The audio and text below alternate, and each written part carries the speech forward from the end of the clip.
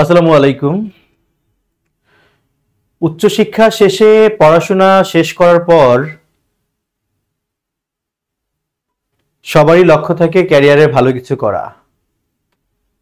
যেমন ধরেন কারো টার্গেট থাকে সে বিসিএস ক্যাডার অফিসার হবে, কারো টার্গেট থাকে সে ব্যাংকে জয়েন করে ব্যাংকার হবে, আবার কারো টার্গেট থাকে যে নবম থেকে 20 গ্রেডের যে কোনো জব করবে।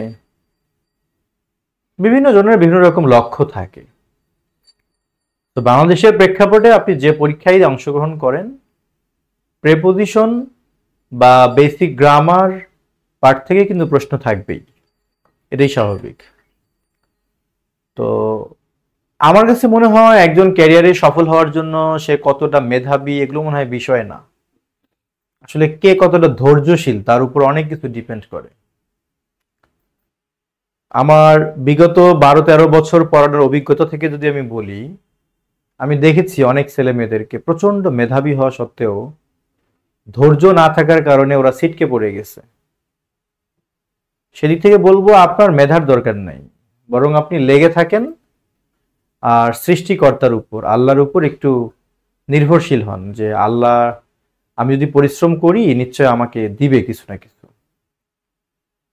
আমার মনে হয় এই দুইটা জিনিস ঠিক থাকলে, আল্লাহর উপর নির্ভরশীল হওয়া আর পরিশ্রমী হওয়া বা ধৈর্যশীল হওয়া, এই দুইটা ঠিক থাকলে আপনার মেধাবী হওয়ার দরকার নেই জব পাওয়ার জন্য। আপনি মেধাবী না হয়েও জব পাবেন, এটা প্রমাণিত, যুগে যুগে প্রমাণিত।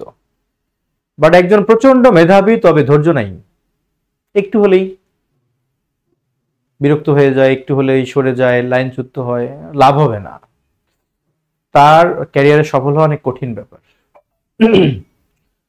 তার মানে ক্লাসের শুরুতে যে বিষয়টা বললাম সেটা হলো, আমি চাই আপনারা যারা ক্যারিয়ারে সফল হতে চান আগে ধৈর্যশীল হতে হবে।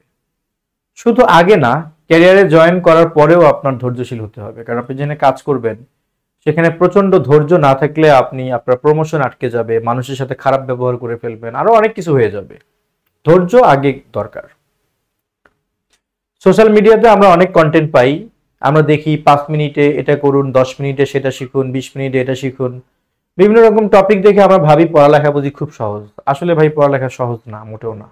পড়ালেখা যথেষ্ট কঠিন, সময় নিয়ে ধৈর্য নিয়ে শিখতে হয়। মানে একটা রিমোট ধরে একটা বাটনে চাপ দিলেন আপনি শিখে গেলেন, এরকম চিন্তা ভাবনা করা বোকামি। অতি দুঃখের সাথে বলতে হয়, যারা সামনে শিক্ষক নিবন্ধন পরীক্ষা দিবে কিংবা প্রাইমারি স্কুলে শিক্ষক নিয়োগ পরীক্ষা দিবে, তাদেরও উচিত বিসিএস কেন্দ্রিক বড় সিলেবাস ধরে পড়াশোনা করা। কারণ দিনগুলো না আর আগের মতো নাই। একটা সময় ছিল যে শুধু একটা গাইড বই পড়ে প্রাইমারি স্কুলে শিক্ষক নিয়োগ পরীক্ষা ভালো করা যেত, এখন আসলে হয় না। এখন কোশ্চেনের মান অনেক কঠিন। কেন? এর কারণ হলো, যে ছেলে বা মেয়েটা বিসিএস পরীক্ষায় অংশগ্রহণ করে সেও প্রাইমারি স্কুলের পরীক্ষা দেয়, যে ব্যাংকের প্রিপারেশন নেয় সেও কিন্তু প্রাইমারি স্কুলের পরীক্ষা দেয়। সেখানে ভাবেন তো, একজন শুধু ছোটি বই পড়ে শর্টকাট প্রস্তুতি নিয়ে প্রাইমারি পরীক্ষা দিবে, ও কি টিকতে পারবে? কোনো অবস্থাতেই পারবে না। সো আপনার লক্ষ্য যদি অফিস সহকারী জবও হয় কারো, তবুও তাকে পড়তে হবে তার তুলনায় আরো অনেক বেশি, তাহলে পরীক্ষার হলে ভালো করা সম্ভব। তো যাই হোক, আজ আমরা আলোচনা করব প্রেপোজিশন নিয়ে। প্রেপোজিশনের ব্যবহার তো শিখবই, পাশাপাশি আমরা শিখব মুখস্থ না করেও অ্যাপ্রোপ্রিয়েট প্রেপোজিশন কিভাবে শেখা সম্ভব বা আয়ত্তে আনা সম্ভব। বাট সেটা বোঝার জন্য, উপলব্ধি করার জন্য চাই ধৈর্য শক্তি, আর কিচ্ছু চাই না। মেধাবী হওয়ার কোনো প্রয়োজন নেই, বরং প্রয়োজন হচ্ছে আপনি একটু ধৈর্য নিয়ে পুরো ক্লাসটা জুড়ে থাকবেন। আলোচনা আগে শুনবেন, না বুঝলে তখন আপনাদের প্রশ্নগুলো নিয়ে আমি আলোচনা করব। তো প্রেপোজিশন নিয়ে একটা বিষয়, এখানে আমি যে আলোচনাটুকু করব, যারা আমার সাথে ক্লাসে যুক্ত আছেন, এখানে যত ব্যাখ্যা আছে সব ব্যাখ্যাগুলো আমি আপনাদেরকে পিডিএফ শিট আকারে দিয়ে দিব। সব পিডিএফ শিটে আপনারা পেয়ে যাবেন। তারপরও আমি যা লিখবো বোর্ডে সেটা একটু লেখার চেষ্টা করেন, হ্যাঁ, ভালো হবে, ভালো বুঝবেন। প্রথমে আমরা প্রেপোজিশন নিয়ে একটা কথা বুঝে নেই, সেটা হলো কারা প্রেপোজিশন। যাদেরকে আমরা প্রেপোজিশন হিসেবে চিনি তারা সবসময় যে প্রেপোজিশন তা কিন্তু না। একটা শব্দ যেমন to, at, in, by, with, without, যাদেরকে আমরা প্রেপোজিশন হিসেবে চিনি, এই শব্দগুলো তখনই সার্থক প্রেপোজিশন হয় যখন এদের পরে একটি নাউন বা প্রোনাউন থাকে। অর্থাৎ আপনি একটা প্রেপোজিশনকে তখনই সার্থক প্রেপোজিশন বলতে পারেন যদি তারপরে একটি নাউন অথবা প্রোনাউন থাকে, তাহলে পার্ট অফ স্পিচ হিসেবে সে সত্যি সত্যি একটা প্রেপোজিশন। কিন্তু এমন যদি হয় আপনি যাকে প্রেপোজিশন হিসেবে চেনেন সে বাক্যে ব্যবহার হয়েছে বটে, বাট তারপরে কোনো নাউন বা প্রোনাউন কিছুই নাই, তাহলে বুঝতে হবে সেটা আর প্রেপোজিশন না, সেটা বাক্যে অ্যাডভার্বের কাজ করেছে। কেমন বিষয়? ধরেন আমি একটা বাক্য লিখলাম, সুইচ অফ দ্য লাইট, বাতিটি নেভাও। এখানে অফ একটা সত্যি সত্যি প্রেপোজিশন, কারণ এরপরে দেখেন আপনি একটা নাউন আছে দা লাইট। বাট আমি যদি শুধু এভাবে বলি যে সুইচ দ্য লাইট অফ, এটারও অর্থ বোঝায় বাতিটা নেভাও। দেখেন আপনারা এখানে অফের পরে, এই অফের পরে কোনো নাউন প্রোনাউন কিছুই কিন্তু নাই, তার মানে এটা দেখতে প্রেপোজিশন মনে হলেও যদি বলা হয় এটা কোন পার্ট অফ স্পিচ, আসলে এটা প্রেপোজিশন না, বরং এটা অ্যাডভার্বের কাজ করবে। সুতরাং আমাদের স্লোগানটি হলো, একটি প্রেপোজিশন তখনই সার্থক প্রেপোজিশন যখন তারপর একটি নাউন বা প্রোনাউন থাকে, বাট কোন প্রেপোজিশন এর পরে যদি কোনো নাউন বা প্রোনাউন না পাওয়া যায় সে দেখতে প্রেপোজিশন হলেও বাস্তবে সে অ্যাডভার্বের কাজ করবে। সো আমরা এবার প্রেপোজিশনের ব্যবহারে যাব। আমরা আজকে আসলে অনেক কিছুই বুঝবো।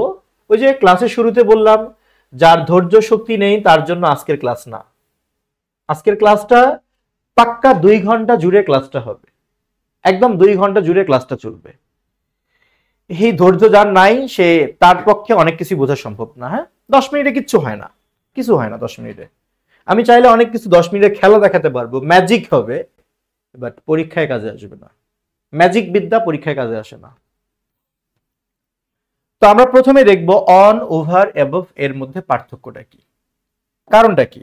কারণ আমরা এটা জানবো এই জন্যই, অন মানে উপরে, ওভার মানেও উপরে, অ্যাবভ মানে উপরে। সো তিনটাই যখন উপরে তখন আমাদের মধ্যে একটা কনফিউশন কিন্তু কাজ করে। তিনটাই যখন উপরে তখন আমাদের মধ্যে একটা কনফিউশন কাজ করে, কারণ সবগুলো মানেই তো উপরে, অন উপরে, ওভার উপরে, অ্যাবভ উপরে।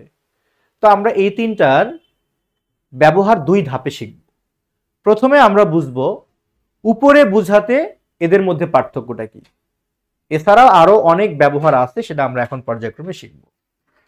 খেয়াল করেন, এই চশমাটা আমার চোখের উপরে আছে, কিংবা আবার বলতে পারি চশমাটা আমার নাকের উপরেও কিন্তু আছে।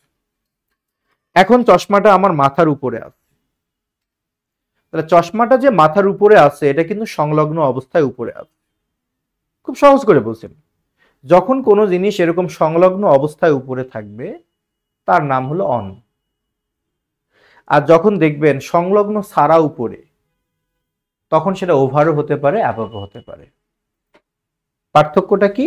পার্থক্য, যে জিনিসটা সংলগ্ন ছাড়া উপরে আছে তার যদি কোনো গতি থাকে, সে নড়াচড়া করতে পারে, মুভ করতে পারে, তাহলে তার জন্য ওভার হবে।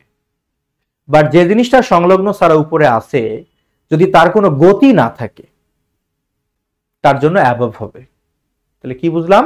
সংলগ্ন অবস্থায় উপরে বসলে অন হবে, সংলগ্ন ছাড়া উপরে হলে ওভার বা অ্যাবভ। যদি তার গতি থাকে তার জন্য ওভার হবে, গতি না থাকলে তার জন্য হবে কি? অ্যাবভ। এটা হলো সাধারণ ব্যবহার।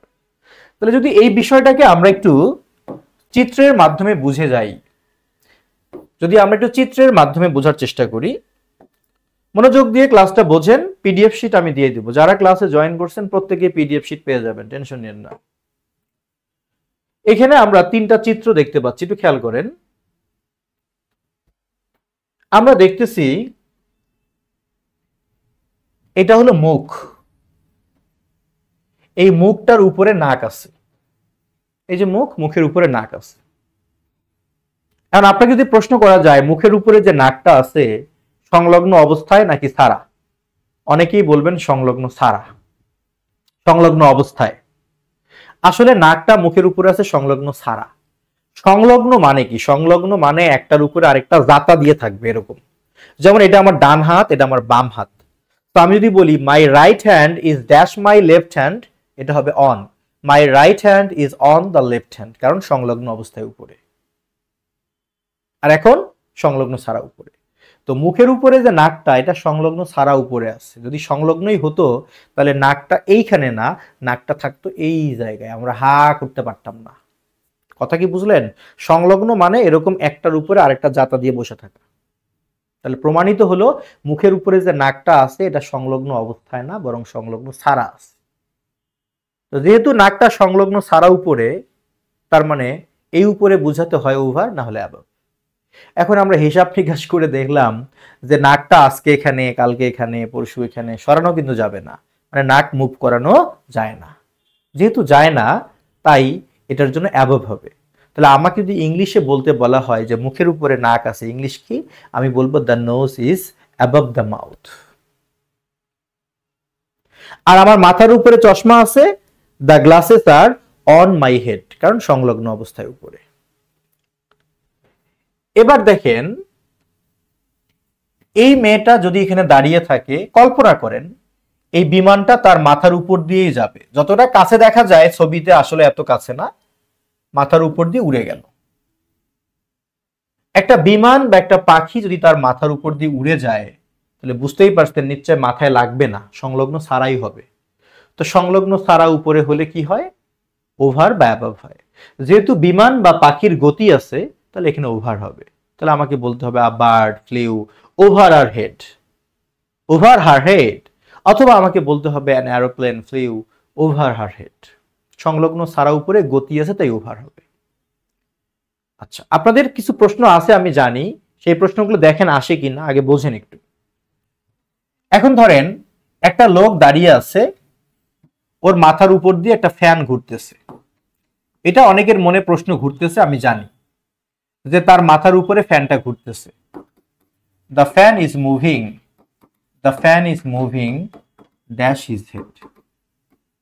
এইখানে কিন্তু আমরা ওভার দিব। প্রশ্ন হলো কেন? প্রথম কথা হলো মাথার উপরে যে ফ্যানটা ঘুরতেছে ওটা নিশ্চয় সংলগ্ন ছাড়া, মাথায় লাগেনি, তাই ওভার বা অ্যাবভ। এখন ফ্যান নিজ কক্ষপথেই ঘুরুক আর যেখানেই ঘুরুক, ওটা তো গতি আছে, যদি গতি থাকে তাহলে ওভার হবে।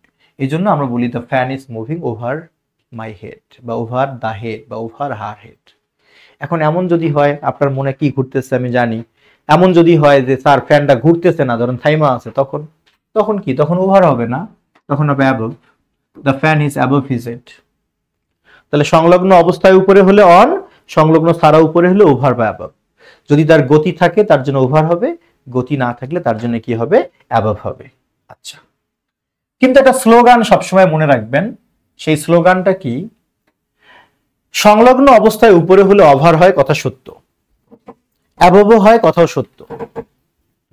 ধরেন আমার মাথার উপরে একটা টুপি আছে, এটা কিন্তু সংলগ্ন অবস্থায়। আবার আমার মাথার উপরে কলমটা রাখলাম, এটাও কিন্তু সংলগ্ন অবস্থায় উপরে। তাহলে আমাকে বলতে হবে the pen is on my head. সেই হিসেবে আমার বলা উচিত the cap is on my head, এটাই বলা উচিত, কারণ সংলগ্ন অবস্থায় উপরে। কিন্তু পার্থক্যটা হলো, কলম যদি মাথার উপরে রাখি, আমার কলম কিন্তু মাথাটাকে কাভার করবে না। বাট যদি আমি টুপিটা মাথার উপরে রাখি, এই টুপি কিন্তু আমার মাথাটাকে ঢেকে রাখবে। সো মনে রাখবেন, সংলগ্ন অবস্থায় উপরে হলে অনই হবে, বাট যখন কোনো কিছু এরকম ঢেকে রাখা বুঝাবে, কাভার করা বুঝাবে, তখন সব বাদ। কাভার মানে একটাই অপশন, ওভার। কাভার বুঝালেই ওভার হবে। যখন কাভার বুঝাবে, সেটা সংলগ্ন অবস্থায় কাভার হোক আর এরকম সংলগ্ন ছাড়াই কাভার হোক, কাভার মানে একটাই অপশন, ওভার। তার মানে আমাকে বলতে হবে the cap is over my head, টুপিটা আমার মাথার উপরে আছে।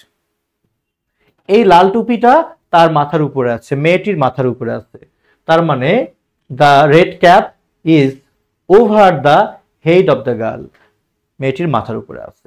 এবার দেখেন এই মেয়েটার কাঁধের উপরে একটা ঈগল দাঁড়িয়ে আছে না, তাহলে এটা কিন্তু কাঁধের উপরে সংলগ্ন অবস্থায় উপরে।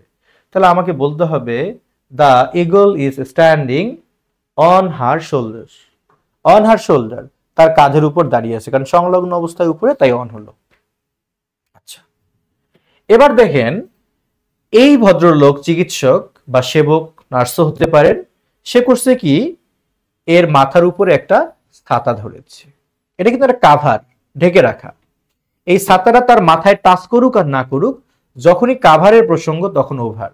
তার মানে আমাকে বলতে হবে যে he took the umbrella over his head, তার মাথার উপরে ছাতাটা রাখলো, বা hold the umbrella over his head. কাভারের প্রসঙ্গ আসলেই সবসময়ের জন্য কি হবে? ওভার হবে। তাহলে আমরা এতক্ষণে কি বুঝলাম? যে কোনো কিছুর উপরে বুঝালে অন হয়, ওভার হয়, অ্যাবভ হয়। যদি সংলগ্ন অবস্থায় উপরে হয় তাহলে অন, সংলগ্ন ছাড়া উপরে হলে ওভার বা অ্যাবভ। যে জিনিসটা সংলগ্ন ছাড়া উপরে আসে, যদি তার গতি থাকে তার জন্য ওভার, আর গতি না থাকলে তার জন্য হবে অ্যাবভ। তবে যখন কাভার বা ঢেকে রাখা কিছু বুঝাবে তখন সবকিছু বাদ দিয়ে অপশন একটাই, সেটা হলো কি? ওভার হবে।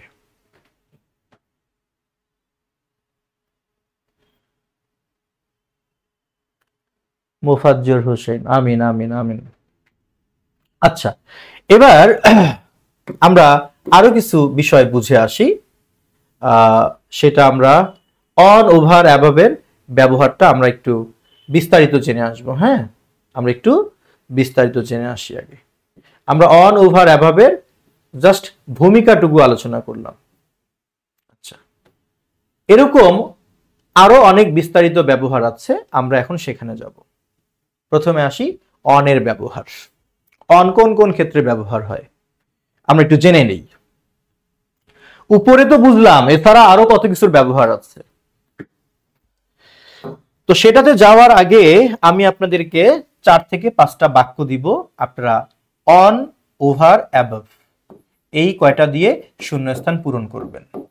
যদি এই কয়টা পারেন তারপর আমি অনের আরো ব্যবহারে যাব। একটা বাক্য দিলাম, খেয়াল করেন, লিখে নেন আপনারা বাক্যটা এবং চ্যাট বক্সে উত্তর করবেন। আইস বরফ, ফ্লোট ভাসে ড্যাশ ওয়াটার পানিতে, বরফ পানিতে ভাসে। এখানে অন, ওভার, অ্যাবভের কি হবে চ্যাট বক্সে লিখে ফেলেন। আচ্ছা, 2 নম্বরে দিলাম আ ফক্স, একটা শেয়াল, জাম্প লাফ দিল, ড্যাশ দ্য ওয়াল দেয়ালের উপর দিয়ে সে লাফ দিল। আ ফক্স জাম্পড ড্যাশ দ্য ওয়াল, দেয়ালের উপর দিয়ে সে লাফ দিল শিয়ালটা। 3 নম্বরে লেখা হলো the sky is dash our head, আকাশটা আছে আমাদের মাথার উপরে। এখানে অন, ওভার, অ্যাবভের মধ্যে কি হয় সেটা দিবেন। 4 নম্বরে দিলাম আ ফ্লোক অফ বার্ডস, এক ঝাঁক পাখি, ফ্লিউ উড়ে গেল, ড্যাশ মাই হেড আমার মাথার উপর দিয়ে। 5 নম্বরে লিখেন the eyes are dash the nose, আমাদের চোখ দুইটা আছে নাকের উপরে। বসাবেন অন, ওভার, অ্যাবভ। আমার বিশ্বাস আপনারা প্রত্যেকেই ভালো সঠিক উত্তর করতে পারবেন। আচ্ছা, খুব দ্রুত উত্তর চাই। অনেকে উত্তর লিখে ফেলছে। মোজাফফর হোসেন সবার আগে একসাথে সবগুলো প্রশ্ন উত্তর দিয়েছে, লিখছে অন, ওভার, অ্যাবভ, ওভার। তারপর এমডি হানিফ মনে হয়, ভিভো, আব্দুল খালেক সবগুলোর উত্তর দিয়েছে। খালেক গুড। বাকি সবাই আমরা একটু উত্তরগুলো লিখি আসলে কখন কোনটা হবে। আচ্ছা, সবাই চেষ্টা করতেছেন, চমৎকার। দিদারুল, ওকে, শেখ মিলন, শেখ মহিদুজ্জামান, গুড, ধন্যবাদ। আচ্ছা, হ্যাঁ মুজাফফর হোসেন দেখতেছি। তাহলে বরফ যদি পানিতে ভাসে, নিশ্চয় বরফ পানির উপরেই ভাসবে সংলগ্ন অবস্থায়। সংলগ্ন অবস্থায় উপরে বুঝালে অন হয়, তার মানে হবে ice floats on water. Ice floats on water, বরফ পানিতে ভাসে। তাহলে এরকম সংলগ্ন অবস্থায় উপরে হলে অন, তাই অন হবে। এবার একটা শেয়াল যদি দেয়ালের উপর দিয়ে লাফ দেয়, মানে এটা দেয়াল, এর উপর দিয়ে যদি লাফ দেয় শিয়ালটা, তো দিলে মানে কি, এসে তো টাচ হবে না, সংলগ্ন ছাড়া উপর দিয়ে পার হবে এবং তার গতি আছে, সুতরাং হবে কি ওভার। এবার আকাশটা আমাদের মাথার উপরে এবং আকাশ তো নড়াচড়া করে না, গতি নাই, সংলগ্ন ছাড়া উপরে এবং গতি নেই, সুতরাং এখানে হবে অ্যাবভ।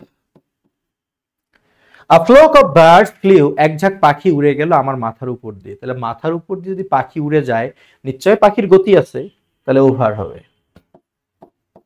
এবার আমার নাকের উপরে চোখ, এমন যদি হইতো একটা চোখ হলো এখানে আর একটা চোখ হলো এইখানে, তাহলে হয়তো অন। আসলে দৃশ্য তেমন না, এটা নাক, নাকের উপরের লেভেলে চোখ, চোখের সাথে নাকের কোনো সংলগ্ন নাই। সংলগ্ন মানে বুঝেন তো, একটার উপরে আর একটা বসে থাকবে, তাহলে সংলগ্ন। তার মানে চিত্রটা যেহেতু তেমন না, তাহলে সংলগ্ন ছাড়া উপরে আছে এবং চোখের কোনো গতি নাই। হয়তো চোখের মনিটা আপনি ঘুরাইতে পারেন, বাট চোখ কিন্তু এখান থেকে এখানে, এখান থেকে ওখানে আসে না, এই জন্য এখানে হবে above. The eyes are above the nose. Last একটা বাক্য দিব, যদি পারেন তাহলে বুঝবো হ্যাঁ শিখে গেছেন। She laid a blanket, সে একটা কম্বল বিছিয়ে দিল, ড্যাশ মাই বডি, ঠান্ডার দিন চলে আসছে, সে আমার গায়ের উপরে একটা কম্বল বিছিয়ে দিল। She laid a blanket dash my body.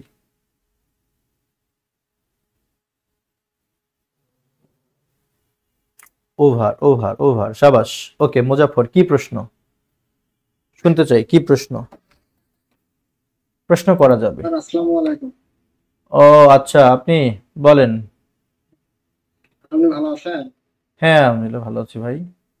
আচ্ছা স্যার, আমার একটা প্রশ্ন, যে প্রিপোজিশন দিয়ে প্রত্যেকে প্রশ্ন করে কি করলে আমাকে মানে কেউ আটকাতে পারবে না, বা আমি শব্দভাগ সঠিক অ্যান্সারটা করতে পারবো? আলহামদুলিল্লাহ, সেটার জন্যই আজকের ক্লাসটা, পুরো ক্লাসটা 2 ঘন্টা ধরে চলবে। আজকের ক্লাসটা এখানে শেষ হবে না, প্রেপোজিশনের উপর 3টি ক্লাস হবে। এই 3টা ক্লাস করেন, করার পর এই প্রশ্নটা আপনার আবার আমি শুনবো, আশা করি তখন এই প্রশ্ন করতে হবে না।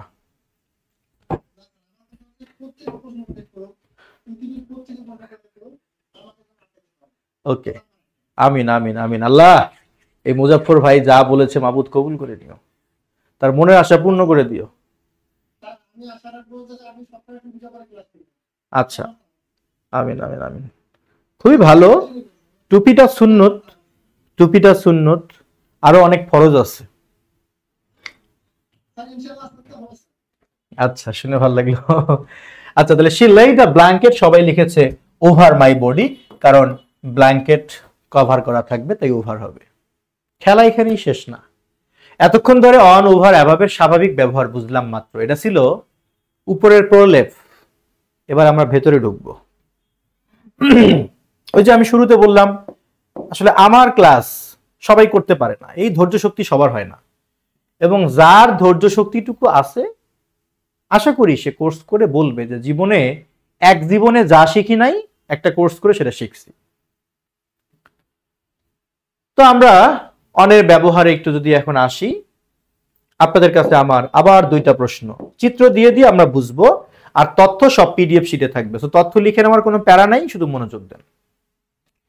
এখানে দেখেন বইটা টেবিলের উপরে আছে, the book is on the table, আর এই বাচ্চাটা কাঠের গুড়ির উপর আছে, তার মানে the baby is standing on the log, সংলগ্ন অবস্থায় উপরে, সো এখানে অন হয়ে গেল। আচ্ছা, তার মানে আমরা যেটা বুঝলাম যে সংলগ্ন অবস্থায় কোনো কিছুর উপরে বুঝাতে অন ব্যবহার হয়, এটা অনের একটা ব্যবহার মাত্র। আরো কি, কারো উপর নির্ভরশীল বোঝাতেও অন ব্যবহার হয়, সেটা কিরকম? সেটা হলো সে তার বাবার আয়ে চলে, আমরা বলি না সে তার বাবার আয়ে চলে, he lives on his father's income. শুধু যে ডিপেন্ডের পরে অন বসে ব্যাপারটা তা না, যে কোনো কিছুর উপর নির্ভর করে কিছু করা বুঝালে অন হবে। ধরেন আমি যদি একটা বাক্য লিখি, খেয়াল করেন যে শি ডেলিভার্ড আ স্পিচ, সে একটা বক্তব্য দিল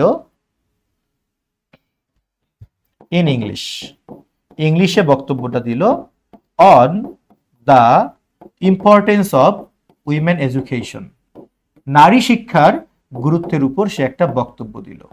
তাহলে এখানে টপিকটা কি? টপিকটা হলো নারী শিক্ষার গুরুত্ব, এটার উপর বক্তব্যটা দিছে। এরকম কোনো কিছুর উপর ভিত্তি করে কোনো কাজ করা মানে তার উপর নির্ভরশীলতা বুঝায়। তো এভাবে কোনো কিছুর উপর নির্ভরশীলতা বুঝালে তার পূর্বের কি ব্যবহার হবে? অন ব্যবহার হবে। আমার মনে হয় আমরা এটা বুঝে গেছি অনের বিষয়ে। তাহলে নির্ভরশীলতা বুঝালে অন হয়। আচ্ছা, এখন দেখেন আপনারা চিত্র দেখে একটা জিনিস বুঝতেছেন হয়তোবা, এটা হলো ঢাকা শহর আর এটা বুড়িগঙ্গা নদী। তার মানে আমরা বুঝতে পারতেছি যে ঢাকা শহরটা বুড়িগঙ্গার তীরে অবস্থিত। এরকম কোনো কিছুর নদীর ধারে বা তীরে অবস্থান করা বুঝালো অন বসে। আপনারা শুধু শুনে যান, আপনাদের সব মুখস্থ হবে ইনশাল্লাহ। কিভাবে হবে টের পাবেন না, আমি বুঝাই দেব কখন হবে। তাহলে এরকম নদীর ধারে বা তীরে কোনো কিছু অবস্থান করা বুঝালো অন হয়। তার মানে আমাকে বলতে হবে Dhaka is situated on the bank of the Buriganga, on. আবার দেখেন এই বিল্ডিংটা বা এই বাড়িটা রাস্তার ধারেই, তার মানে the building is on the road. On the road মানে রাস্তার উপরে না, এখানে রাস্তার ধারে। তার মানে আমরা যেটা বুঝলাম, নদীর ধারে বা নদীর তীরে বা রাস্তার ধারে কোনো কিছু অবস্থান করা বুঝালে অন বসে। রাস্তা বা নদীর ধারে কোনো কিছু অবস্থান করা বুঝালে অন বসে। তাহলে একটা আমরা জানলাম সংলগ্ন অবস্থায় কোনো কিছুর উপর বুঝালে অন বসে। আরেকটা কি? কোনো কিছুর উপর নির্ভরশীলতা বুঝালেও অন বসে। আরেকটা কি বুঝলাম? রাস্তা বা নদীর ধারে কোনো কিছু অবস্থান করা বুঝালেও অন বসে। এগুলো আপনার না শিখলে আপনি লিখতে পারবেন না সেন্টেন্স। টুকটাক করে কোনো রকমে এমসিকিউ পরীক্ষায় পাশ করে কিছুই হবে না, লিখিত পরীক্ষা ফেস করতে হবে। লিখিত পরীক্ষায় সেন্টেন্সগুলো আকাশ থেকে আসবে না ভাই, এগুলো আপনাকে গ্রামারের প্রয়োগ দিয়ে লিখতে হবে। সো শিখলে শেখার মতো, না শিখলে বাদ। আমরা শেখার মতোই শিখতেছি। তাহলে রাস্তা বা নদীর ধারে কোনো কিছু অবস্থান করা বুঝালে অন বসে। এগুলো শিখে আপনার লাভটা কি দেখেন, কত রকমের লাভ। ধরেন আপনি এটা অনুবাদ করবেন যে নদীর তীরে একটি কুঁড়ে ঘর আছে। নদীর তীরে একটি কুঁড়ে ঘর আছে। ধরেন এটা আমাকে ইংলিশে লিখতে হবে। তাহলে আমি লিখব দেয়ার ইজ আ হাট, একটা কুঁড়ে ঘর আছে, অন দ্য রিভার অথবা on the bank of the river. নদীর তীরে একটা কুঁড়ে ঘর আছে। খেয়াল করলেন? তাহলে এরকম নদীর ধারে, তীরে বা রাস্তার ধারে কোনো কিছু অবস্থান করা যদি বুঝায়, সেক্ষেত্রে সেখানে ব্যবহার হবে অন। সব ভাইয়া বিসাইড থেকে শুরু করে সব আসবে, মানে আপনারা যা যা চান সব আছে। ধৈর্য নিয়ে দেখেন অনের ব্যবহারটাকে বুঝি। তাহলে কোনো কিছুর উপর সংলগ্ন অবস্থায় উপরে হলে অন, কারো উপর নির্ভরশীলতা বুঝালে অন হবে, এবং রাস্তা বা নদীর ধারে কোনো কিছু অবস্থান করা যদি বুঝায় সেক্ষেত্রেও অন বসবে। আচ্ছা, আপনাদের সব মুখস্থ করাই দিব ইনশাল্লাহ আমি, একটু মনোযোগ দিয়ে দেখেন। এবার বার, শনিবার যায়, রবিবার যায়, বন্ধু আসে না আমার, কি যেন একটা গান আছে না, এরকম আর কি। তো শনিবার, রবিবার, সোমবার যত বারই আছে সকল বারের পূর্বে অন বসবে। যত দিবস, দিবসগুলোর পূর্বে অন বসবে। শুধু মাসের নাম হলে ইন বসে, কিন্তু মাসের তারিখের পূর্বে অন বসে। তার মানে বার, দিবস বা মাসের তারিখ বুঝালে অন। মানে একটা দিন কেন্দ্রিক যা হবে সেটাই অন। তো বার তো একটা দিন, মাসের তারিখটাও তো একটা দিন, দিবসটাও তো একটা দিন, তাই না? এরকম একটা দিন কেন্দ্রিক কোনো কিছুর ব্যবহার সময় বুঝালে তার পূর্বে অন বসবে। যেমন ধরেন মাই সান শাহরিয়ার, আমার ছেলে Shahriar was born on 9 October. 9 October যেহেতু মাসের তারিখ, তাহলে অন। আচ্ছা, আর 2014 সামনে আমরা ইনও লিখতে পারি। এখানে অন ফ্রাইডে, এরকম বার, দিবস বা মাসের তারিখ বুঝলে তার পূর্বে অন বসে, এটা আমরা মাথায় রাখবো। আচ্ছা, আরো দেখি, সব মনে থাকবে, আমি মনে রাখার ব্যবস্থা করে দিব, আপনারা শুধু ধৈর্য নিয়ে একটু দেখেন। এখানে কি দেখতেছি চিত্রে? আমরা দেখতে পাচ্ছি একটা ঘড়ি দেয়ালে ঝুলে আছে, কিংবা এখানেও একটা ঘড়ি দেয়ালে ঝুলে আছে, আর এখানে গাছের মধ্যে 3টা আম দেখতে পাচ্ছি। মনে রাখবেন কোনো কিছুর সাথে ঝুলে থাকা বুঝালেও অন বসে।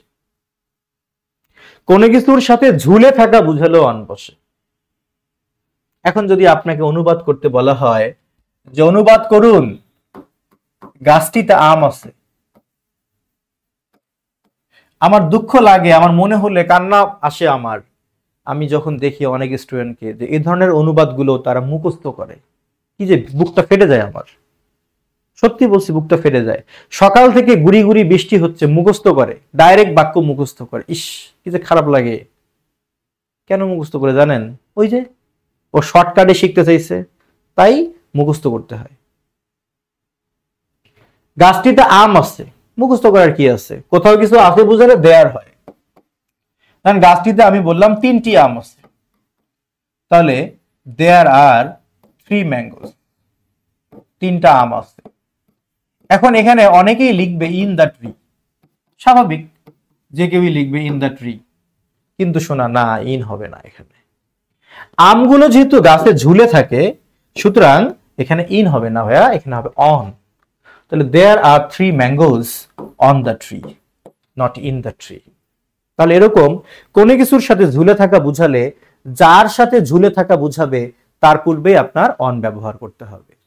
তাহলে ঘড়িটি দেয়ালে ঝুলে আছে, the clock is hanging on the wall, the clock is hanging on the wall. তাহলে কোনো কিছুর সাথে ঝুলে থাকা বুঝালেই সেখানে অন হবে। এখন যদি আপনাকে আমি অনুবাদ করতে বলি, গাছটিতে 3টি আম ও 3টি পাখি আছে, তাহলে দেয়ার আর 3 mangoes and 3 birds on the tree। একটাও ইন হবে না, অন। কারণ পাখিগুলো হয়তো গাছের ডালে বসে থাকবে, না হয় পাতার উপরেই বসবে, উপরে তো থাকবে, তো এখানে ইন হবে না, অন হবে। আর আম ঝুলে আছে, ঝুলে থাকা বুঝালে অন হয়, তো এখানে অন হবে। তাহলে মনে রাখবেন, ঝুলে থাকা বুঝালে অন বসে। এতক্ষণ ধরে কি কি শিখছি? সংলগ্ন অবস্থায় কোনো কিছুর উপরে বুঝালে অন হয়, কারো উপর নির্ভরশীলতা বুঝালেও অন হয়, রাস্তা বা নদীর ধারে কোনো কিছু অবস্থান করা বুঝালেও অন হয়, বার দিবস বা মাসের তারিখের পূর্বেও অন হয়, কোনো কিছুর সাথে ঝুলে থাকা বুঝালেও অন হয়। দেখি আপনাদের মনে থাকে কিনা, আমিও আজকে এটা দেখব। তাহলে ঝুলে থাকার বিষয়টা আশা করি আপনারা বুঝে গেছেন। এগুলো সব পিডিএফ শিটেতে লেখা থাকবে। এবার আসেন, আপনাদেরকে আমি 2 ধরনের যানবাহনের সাথে পরিচয় করাই দিই। দেখেন এরাও কিন্তু বাহন, এই যে ঘোড়া একটা বাহন, রিক্সাও একটা বাহন। দেখেন এই ভদ্রলোক ঘোড়ার পিঠের উপর চড়ছে, আর এরা দুইজনও রিক্সার পিঠের উপরই চড়ছে। একটু মনোযোগ দেন, এটাও একটা বাহন, বাস, আর এটা হলো কার। বাট এগুলোর উপরে মানুষ চড়ে না, এগুলোর ভেতরে চড়ে, ভেতরে ওঠে। তাহলে আমরা যানবাহন পাইলাম মোটা দাগে 2 ধরনের। কিছু বাহনের ঘাড়ের উপর চড়ে বসতে হয়, আবার কিছু বাহনের ভেতরে ঢুকে বসতে হয়, এই 2 ধরনের। তো যেগুলোর ভেতরে ঢুকে বসতে হয় সেই বাহনগুলো আবার 2 ধরনের। কিছু বাহন আছে ভেতরে ঢুকে আপনি চাইলে হাঁটতে পারবেন, চলতেও পারবেন, যেমন বাস, বিমান, ট্রেন, চাইলে ভেতরে ঢুকে আপনি হাঁটতে পারবেন। আর এই কারটার কথা বলেন, ও ভেতরে ঢুকতে বসতে পারছে বাট হাঁটতে চলতে পারবে না। তাহলে সব মিলিয়ে আমরা যানবাহন পাইলাম কয়টা? সব মিলিয়ে আমরা যানবাহন পাইলাম 3টা। একজন লিখছে কিন্তু স্যার, আচ্ছা তাহলে সব মিলিয়ে আমরা যানবাহন পাইলাম কয়টা ভাই? 3টা পাইলাম। কিছু যানবাহন আছে যেগুলোর ঘাড়ের উপর চড়ে বসতে হয়। যেগুলোর ঘাড়ের উপর চড়ে বসতে হয় সেটা চোখ বন্ধ করে অন, এটা বুঝতেই পারছেন। কারণ যদি এটা ঘোড়ার পিঠ হয়, কল্পনা করেন যে এটা ঘোড়ার পিঠ আর আমি এখানে বসলাম, তার মানে কি সংলগ্ন অবস্থায় উপরে বসলাম। এই জন্য যেগুলোর পিঠে চড়ে বসা হয় সেখানে অবস্থান করা বুঝালে সব সময়ের জন্য অন হয়। এই যে ঘোড়া চলছে চলছে চলছে চলছে, আর আমি ঘোড়ার পিঠে চড়ে আছি সংলগ্ন অবস্থায় উপরে, এরকম সংলগ্ন অবস্থায় কোনো কিছুর উপরে বুঝালে অন হবে। এই ঝামেলা ক্লিয়ার? তাহলে বাইকের পিঠে চড়েন, মোটর বাইকের পিঠে চড়েন, সাইকেলের পিঠে চড়েন, রিক্সারও পিঠে চড়েন, রিক্সারও পিঠে চড়তে হয়। ঘোড়ার পিঠে, গাধার পিঠে, না হয় বাঘের পিঠে, যে কোনো কিছুর উপর চড়া বা আরোহণ করা বুঝলে অন, কাহিনী শেষ। তার মানে এই লোকটা ঘোড়া চালায়, the man rides on the horse. এরা রিক্সায় করে বাজারে যায়, দে গো টু মার্কেট, খবরদার বাই রিক্সা না, on the rickshaw.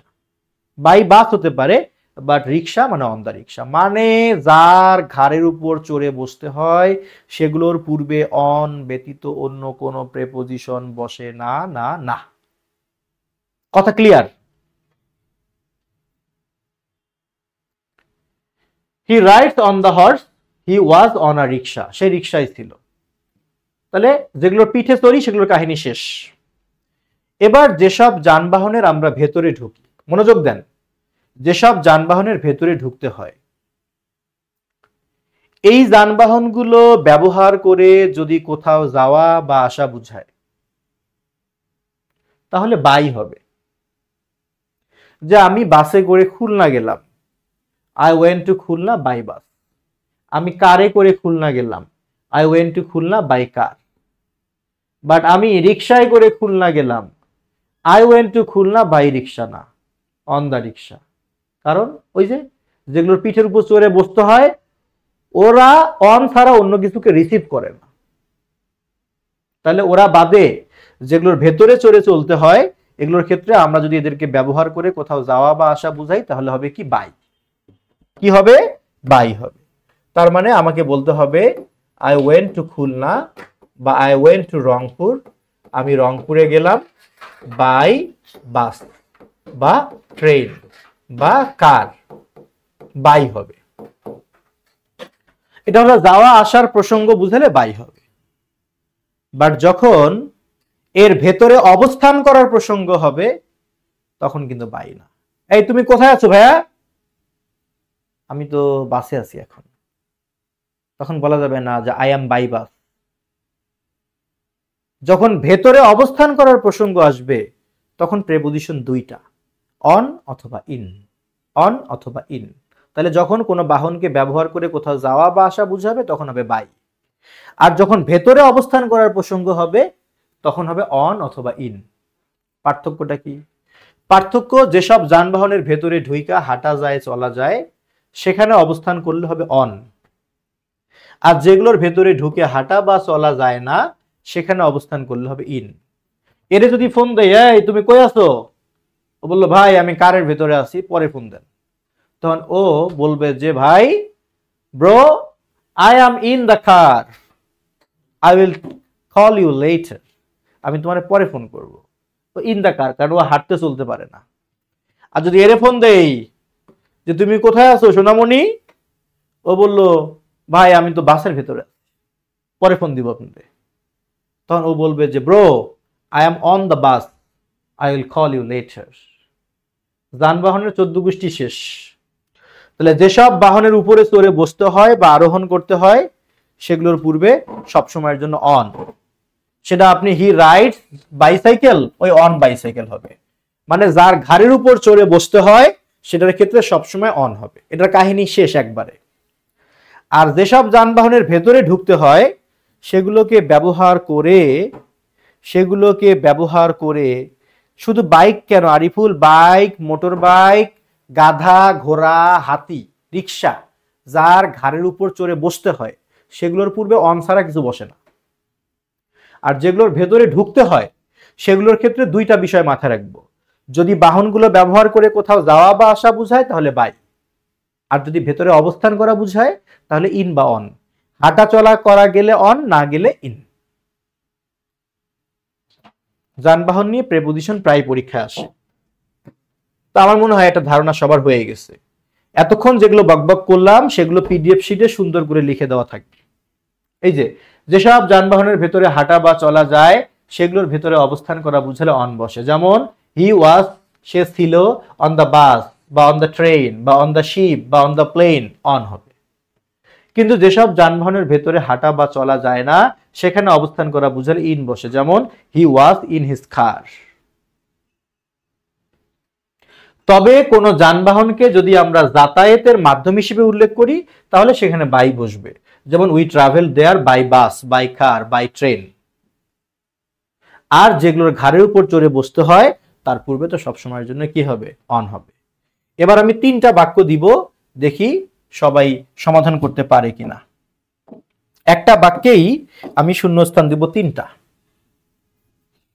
Although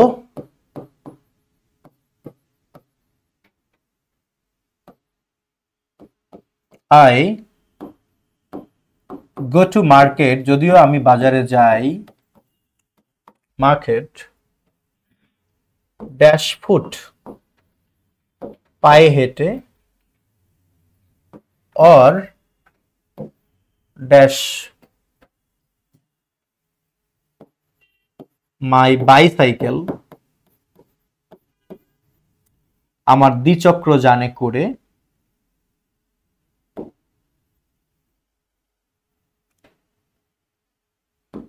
yesterday গতকাল,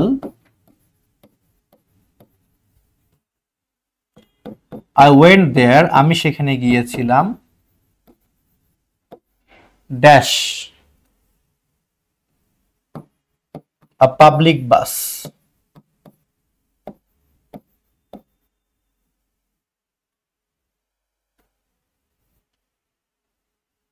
এটা একটা বাক্য শূন্যস্থান পূরণ করবেন 1 নম্বরে। 2 নম্বরে she was dash the helicopter and I was dash an aeroplane। এই শূন্যস্থান 2টা স্বতঃস্ফূর্তভাবে পূরণ করেন। আজকের ক্লাস থেকে অলরেডি 4 জন লিভ নিয়ে ফেলছে। ওই যে শুরুতে কি বলছি যে ইএনজি লার্নিং এর ক্লাস কিংবা আমার ক্লাস করার মতো ধৈর্য আছে এরকম শিক্ষার্থীর সংখ্যা হাতে গোনা কয়েকজন। তবে নিশ্চিত থাকেন যারা শর্টকাট বিদ্যায় পড়াশোনা করে জব পেতে চান লাভ হবে না। যেদিন বিস্তারিত শিখতে পারবেন ওই দিন সফল হবেন ইনশাআল্লাহ। শর্টকাটে হবে না কোনোভাবেই, কোনো কাপঝাপ করে লাভ নেই। যা প্রয়োজন তা আপনাকে শিখতেই হবে। ধরেন আপনার চরম ক্ষুধা লাগছে, আপনি ভাত খাইলেন না, মাছে ভাতে বাঙালি, বাট ভাত খাইলাম না, আমার খুব ক্ষুধা লাগছে, আমি খাইলাম কি ছোট্ট একটা কলা খাইলাম, 2 মিনিট থাকতে পারবো, আমার চরম ক্ষুধা লাগছে। এরপর ছোট্ট একটা রুটি খাইলাম, এরপর লাভ হবে না। ছোট্ট একটা বিস্কিট খাইলাম, কাজ হবে না। আমি একটা বাটার বন খাইলাম, কাজ হবে না। কিছুক্ষণ পর পর আমি যাই খাই আমার ভাতের ক্ষুধা কিন্তু মিটবে না, আমার 1 প্লেট ভাত লাগবে, কারণ আমি মাছে ভাতে বাঙালি। তো শর্টকাট রাস্তা যতই খোঁজেন ভাই লাভ হবে না। যদি লাভ হতো এই লেখাপড়া শেষ করার পর এত লক্ষ লক্ষ ছেলে মেয়ে বেকার থাকতো না। যারা পরিশ্রমী তাদের জন্য গুড নিউজ হলো যে এই দেশের 70% শিক্ষার্থী অলস, 30% মোটামুটি পরিশ্রম করতে জানে, তার মধ্যে 10% আছে যারা সঠিক কৌশল জানে না।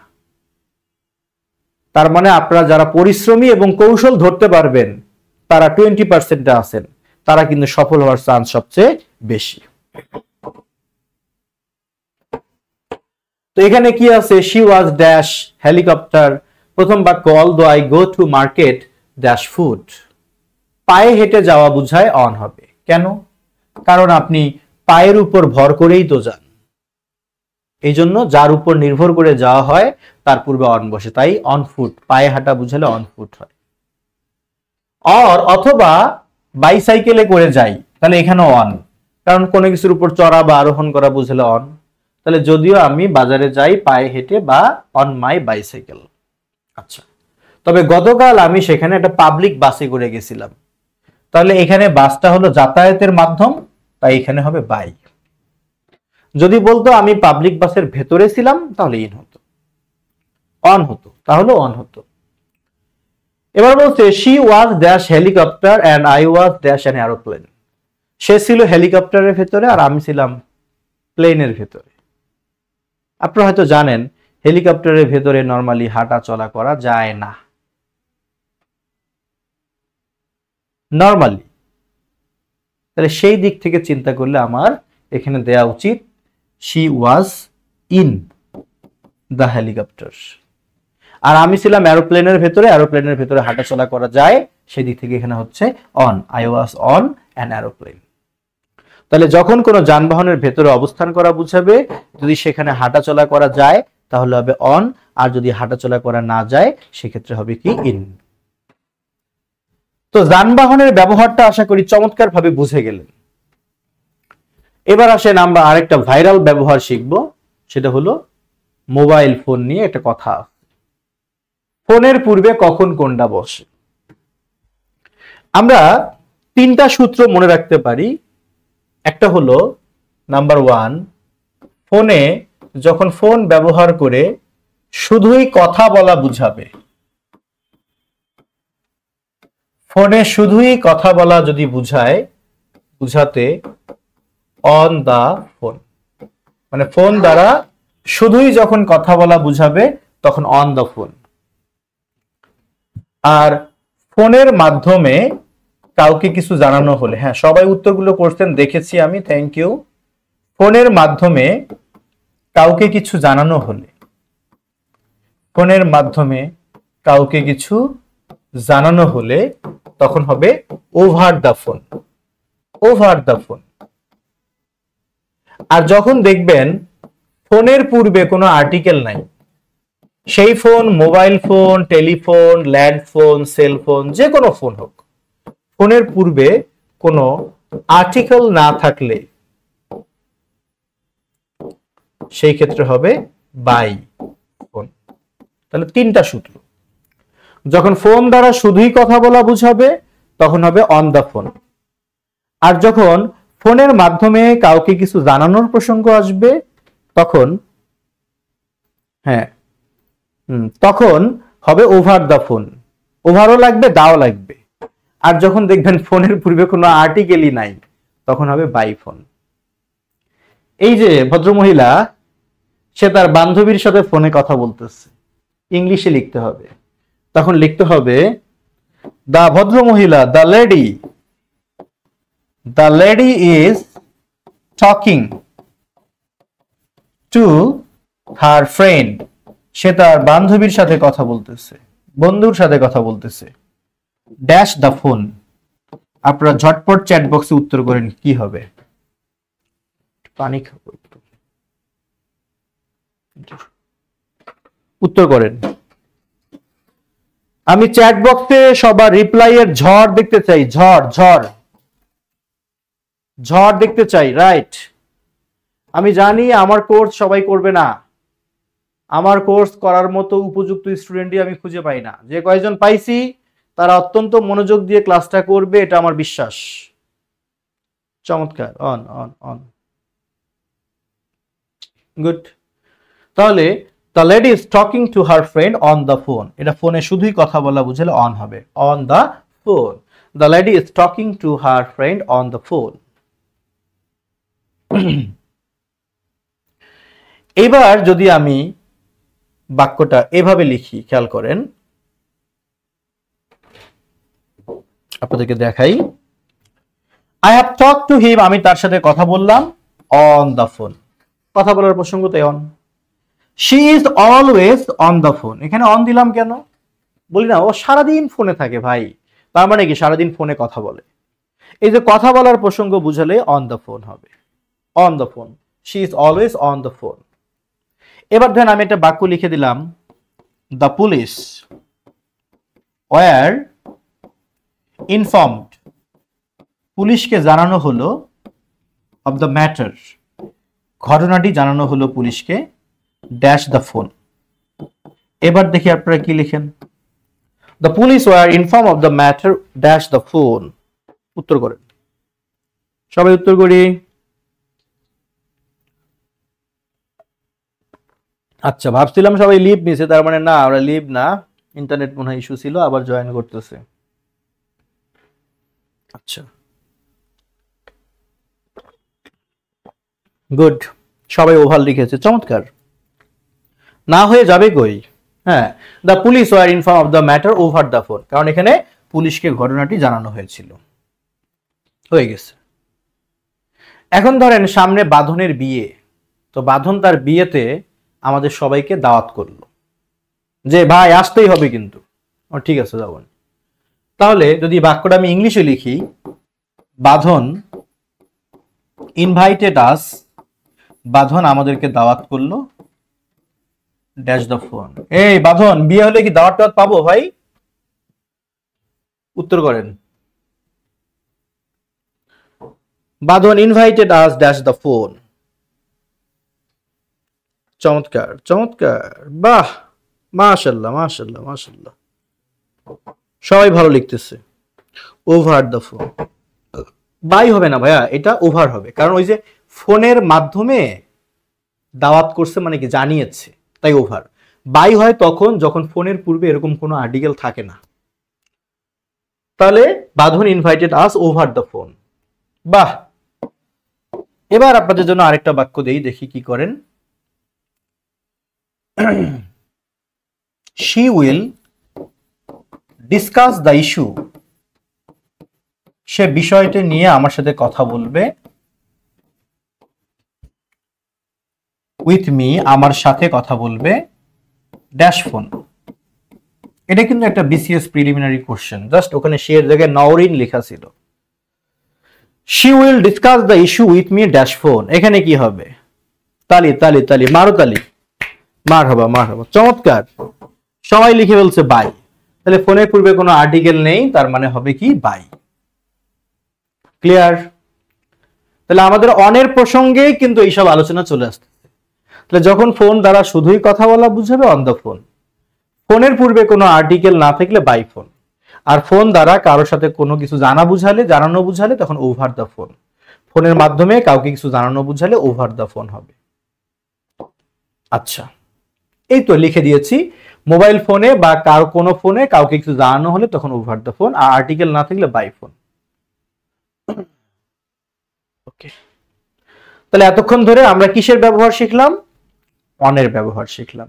কি কি শিখছি একটু মনে করে আসি।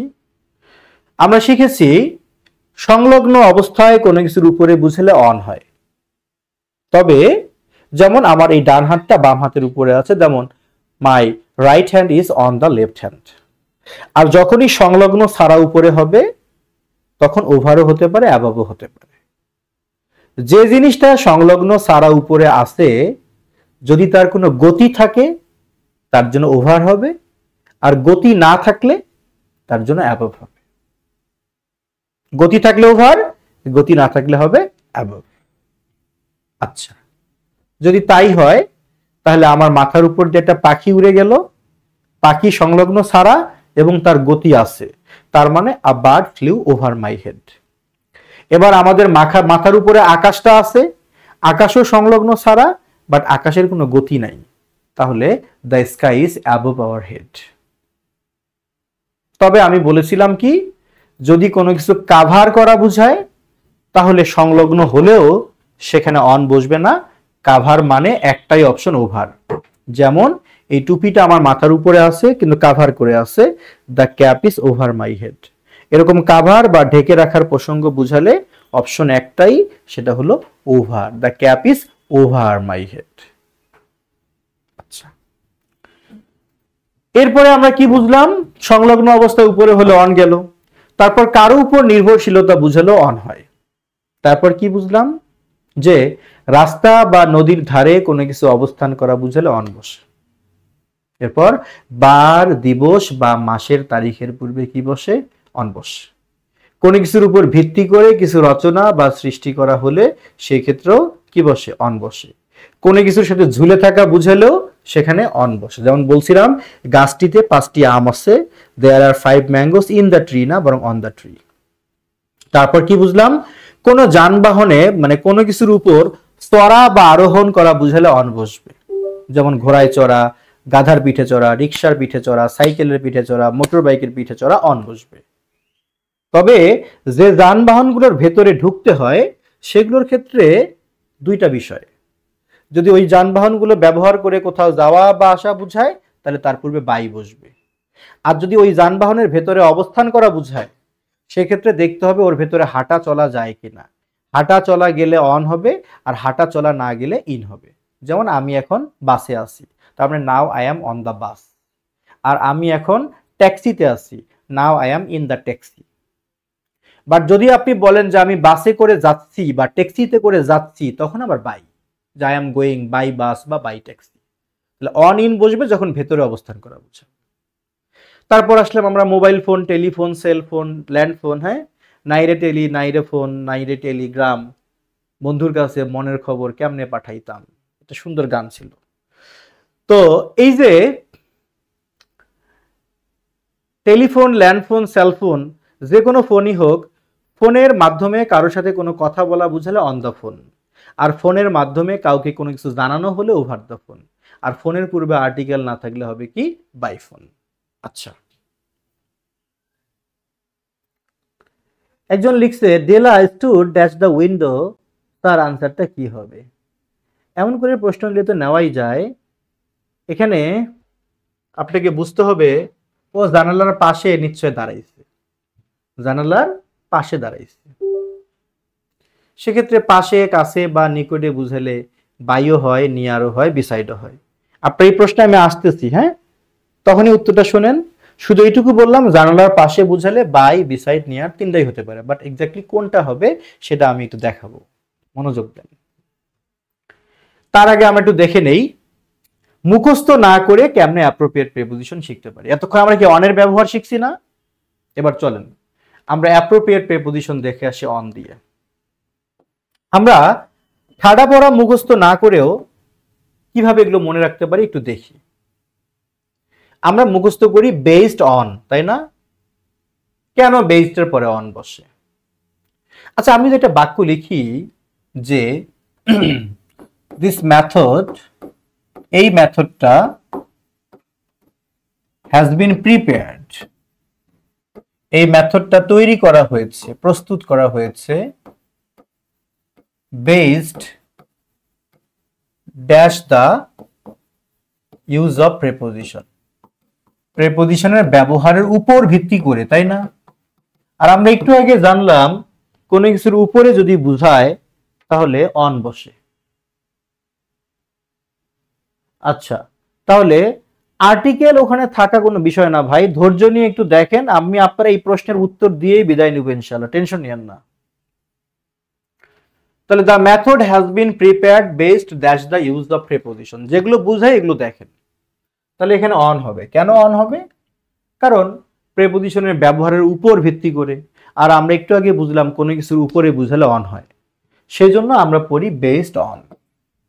আচ্ছা, বেস্ট মানে কাউকে কোনো কিছু প্রদান করা।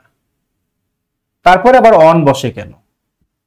বিশেষ করে কোনো আকাঙ্ক্ষা বা কোনো ইচ্ছা বা কোনো চুক্তির ক্ষেত্রে আমরা যখন কাউকে কোনো কিছু দেই, মানে একটা জিনিসের উপর বেস করে তাকে আমি এটা প্রদান করি, সেই জন্য এটার পরেও অন বসে, উপর বুঝায়। আচ্ছা, বর্ডার অন, বর্ডারের পরে অন বসে কেন? ধরেন এটা বাংলাদেশ, এটা ইন্ডিয়া, এটা সীমানা, এই সীমানার উপর একটা গাভীর বাছুর হলো, কোথায় হয়েছে? এই সীমানার উপরে হয়েছে। তো যার কারণে সীমানার উপর বুঝালো বর্ডার কি বসে? অন বসে।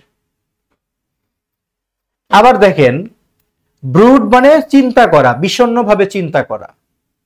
আচ্ছা, মানুষ যে চিন্তা করবে, চিন্তার তো একটা টপিক লাগবে, ওই টপিকের উপর ভিত্তি করেই তো চিন্তা করবে, এই জন্য ব্রুডের পরেও অন বসে। কমেন্ট মানে মন্তব্য করা, তো আপনি যে মন্তব্য করবেন কোন একটা বিষয়ের উপর ভিত্তি করেই তো মন্তব্য করবেন, তাই না? তাহলে কমেন্টের পরে তো আর ইন হওয়ার কথা না, বরং কি হওয়ার কথা? অনিত হওয়ার কথা। এইভাবে অ্যাপ্রোপ্রিয়েট প্রিপোজিশন গুলো আমরা রিলেট করে করে পড়তে পারবো। কখন? যখন আমরা প্রিপোজিশনের সব ব্যবহার শিখতে পারবো। তবে শুধু সংলগ্ন অবস্থায় উপরে হলে অন বসে এইটুক জানলে চলবে না, বরং অনের যতগুলো ব্যবহার আলোচনা করলাম সবই আপনার মাথায় থাকতে হবে। তাহলে আমি দায়িত্ব নিয়ে বলতে পারি এগুলো ঠাডা বড়া মুখস্থ করতে হবে না। এই যে কনসেন্ট্রেট এর পরে যে অন হয়, এ আপনি এমনি বুঝবেন যে কনসেন্ট্রেট মানে কি মনোযোগ দাও, এই মনোযোগ দাও, সেই উদাহরণ আর কি। প্রশ্ন হবে না কোথায় মনোযোগ দেব, কিসের উপর? আমার ক্লাসের উপর মনোযোগ দাও, তো অনই তো বুঝবে উপর। তো যার কারণে এই যে কংগ্রাচুলেটের পরে অন বসে, যে আই কংগ্রাচুলেটেড হিম, আমি তারে অভিনন্দন জানাইলাম অন হিজ ব্রিলিয়ান্ট রেজাল্ট, তার ভালো ফলাফলের উপর। তো এই জন্য আমি বলতেছি যে আসলে অ্যাপ্রোপ্রিয়েট প্রেপোজিশন ঠাডা পড়া মুখস্থ করতে হয় না। যদি আপনি প্রেপোজিশনের সমস্ত ব্যবহার জানেন তাহলে রিলেট করে পড়তে পারবেন। তো আমি শুধু অনটার ব্যবহার বুঝাইলাম, তাই অনের অ্যাপ্রোপ্রিয়েট গুলো দেখাইলাম। যদি আপনি ইনের ব্যবহার শেখেন, ফরের ব্যবহার শেখেন, বাই এর ব্যবহার শেখেন, বিসাইডের ব্যবহার শেখেন, তাহলে কিন্তু আপনি সব সময়ের জন্য যে কোনো অ্যাপ্রোপ্রিয়েট প্রেপোজিশন আপনারা যে কোনো অ্যাপ্রোপ্রিয়েট প্রেপোজিশন ব্যবহার করতে পারবেন। হ্যাঁ, যে কোনো অ্যাপ্রোপ্রিয়েট প্রেপোজিশন না বুঝেও আপনারা মুখস্থ করতে পারবেন। ঠিক আছে। অ্যাটেন্টিভ টু মানেও তো মনোযোগী স্যার। আচ্ছা, অ্যাটেন্টিভ টু মানে মনোযোগী। এখানে কি আমি অ্যাটেন্টিভ দিয়ে কিছু দিয়েছি? আপনি অ্যাটেন্টিভ কই পাইলেন? অ্যাটেন্টিভ হলে অ্যাটেন্টিভ মানে কি মনোযোগ দেওয়া নাকি মনোযোগী? এই লক্ষ্মী সোনা, অ্যাটেন্টিভ মানে কি মনোযোগ দেওয়া নাকি মনোযোগী? ও নাই, ওটা মনোযোগ দেওয়া না তো, মনোযোগী। এই জন্য বললাম আগে সব ব্যবহার শিখতে হবে। আমি যদি বলি আমি মনোযোগী, তাহলে কি আসবে? কিসের উপর মনোযোগী নাকি কিসের প্রতি মনোযোগী? কেউ একজন বলেন, কিসের উপর মনোযোগী প্রশ্ন হবে নাকি কিসের প্রতি? বলেন তো। কিসের প্রতি। আর প্রতির ইংলিশ হচ্ছে টু। টু এর ব্যবহার শিখলে ও বুঝে যাইতো যে অ্যাটেন্টিভের পর তো আসলে টুই হওয়ার কথা। বুঝলেন? এই জন্য আমি বলছি যে এই অ্যাপ্রোপ্রিয়েট প্রেপোজিশন গুলো মজা করে শেখা সম্ভব যদি আপনি সব প্রেপোজিশনের ব্যবহার আগে শেখেন, এবং সেটা শেখাবো ইনশাল্লাহ। কাদেরকে শেখাবো? ধৈর্যশীল বান্দা বান্দি আল্লাহর যারা আছে, আমার কোর্সে যুক্ত হয়েছে, তারা শিখতে পারবে। ধৈর্য নাই, 2 মিনিটেই শেষ, তাদের আসলে এই প্রেপোজিশন কোনোভাবেই মূলত শেখা হবে না। আচ্ছা, তাহলে আমরা অনের ব্যবহার শিখলাম না ভাইয়া? এবার আমরা অনের পর একটু ওভারের ব্যবহার শিখে আসি। Over above. তো অন, ওভার, অ্যাবভ তিনটাই আমরা শিখবো। প্রথমে অনের ব্যবহার শিখলাম, এবার আমরা ওভার অ্যাবভের ব্যবহারে যাব। ওভার আর অ্যাবভ পার্থক্য আমি কি বলছিলাম? সংলগ্ন সারা উপরে যদি বুঝায় সেই ক্ষেত্রে হয় ওভার অথবা অ্যাবভ। যার গতি আছে তার জন্য ওভার হয়, আর যার গতি নাই তার জন্য কি হয়? অ্যাবভ হয়ে যায়। যেমন আমি বলেছিলাম যে আমাদের মাথার উপরে আকাশ আছে, the sky is above our head, কারণ আকাশের কোনো গতি নেই। আর যদি বলি যে মাথার উপর দিয়ে একটা পাখি উড়ে গেল, পাখির গতি আছে, তাই a bird flew over his head. So আমরা এখন ওভারের আরো ব্যবহার জানবো। জি বলেন।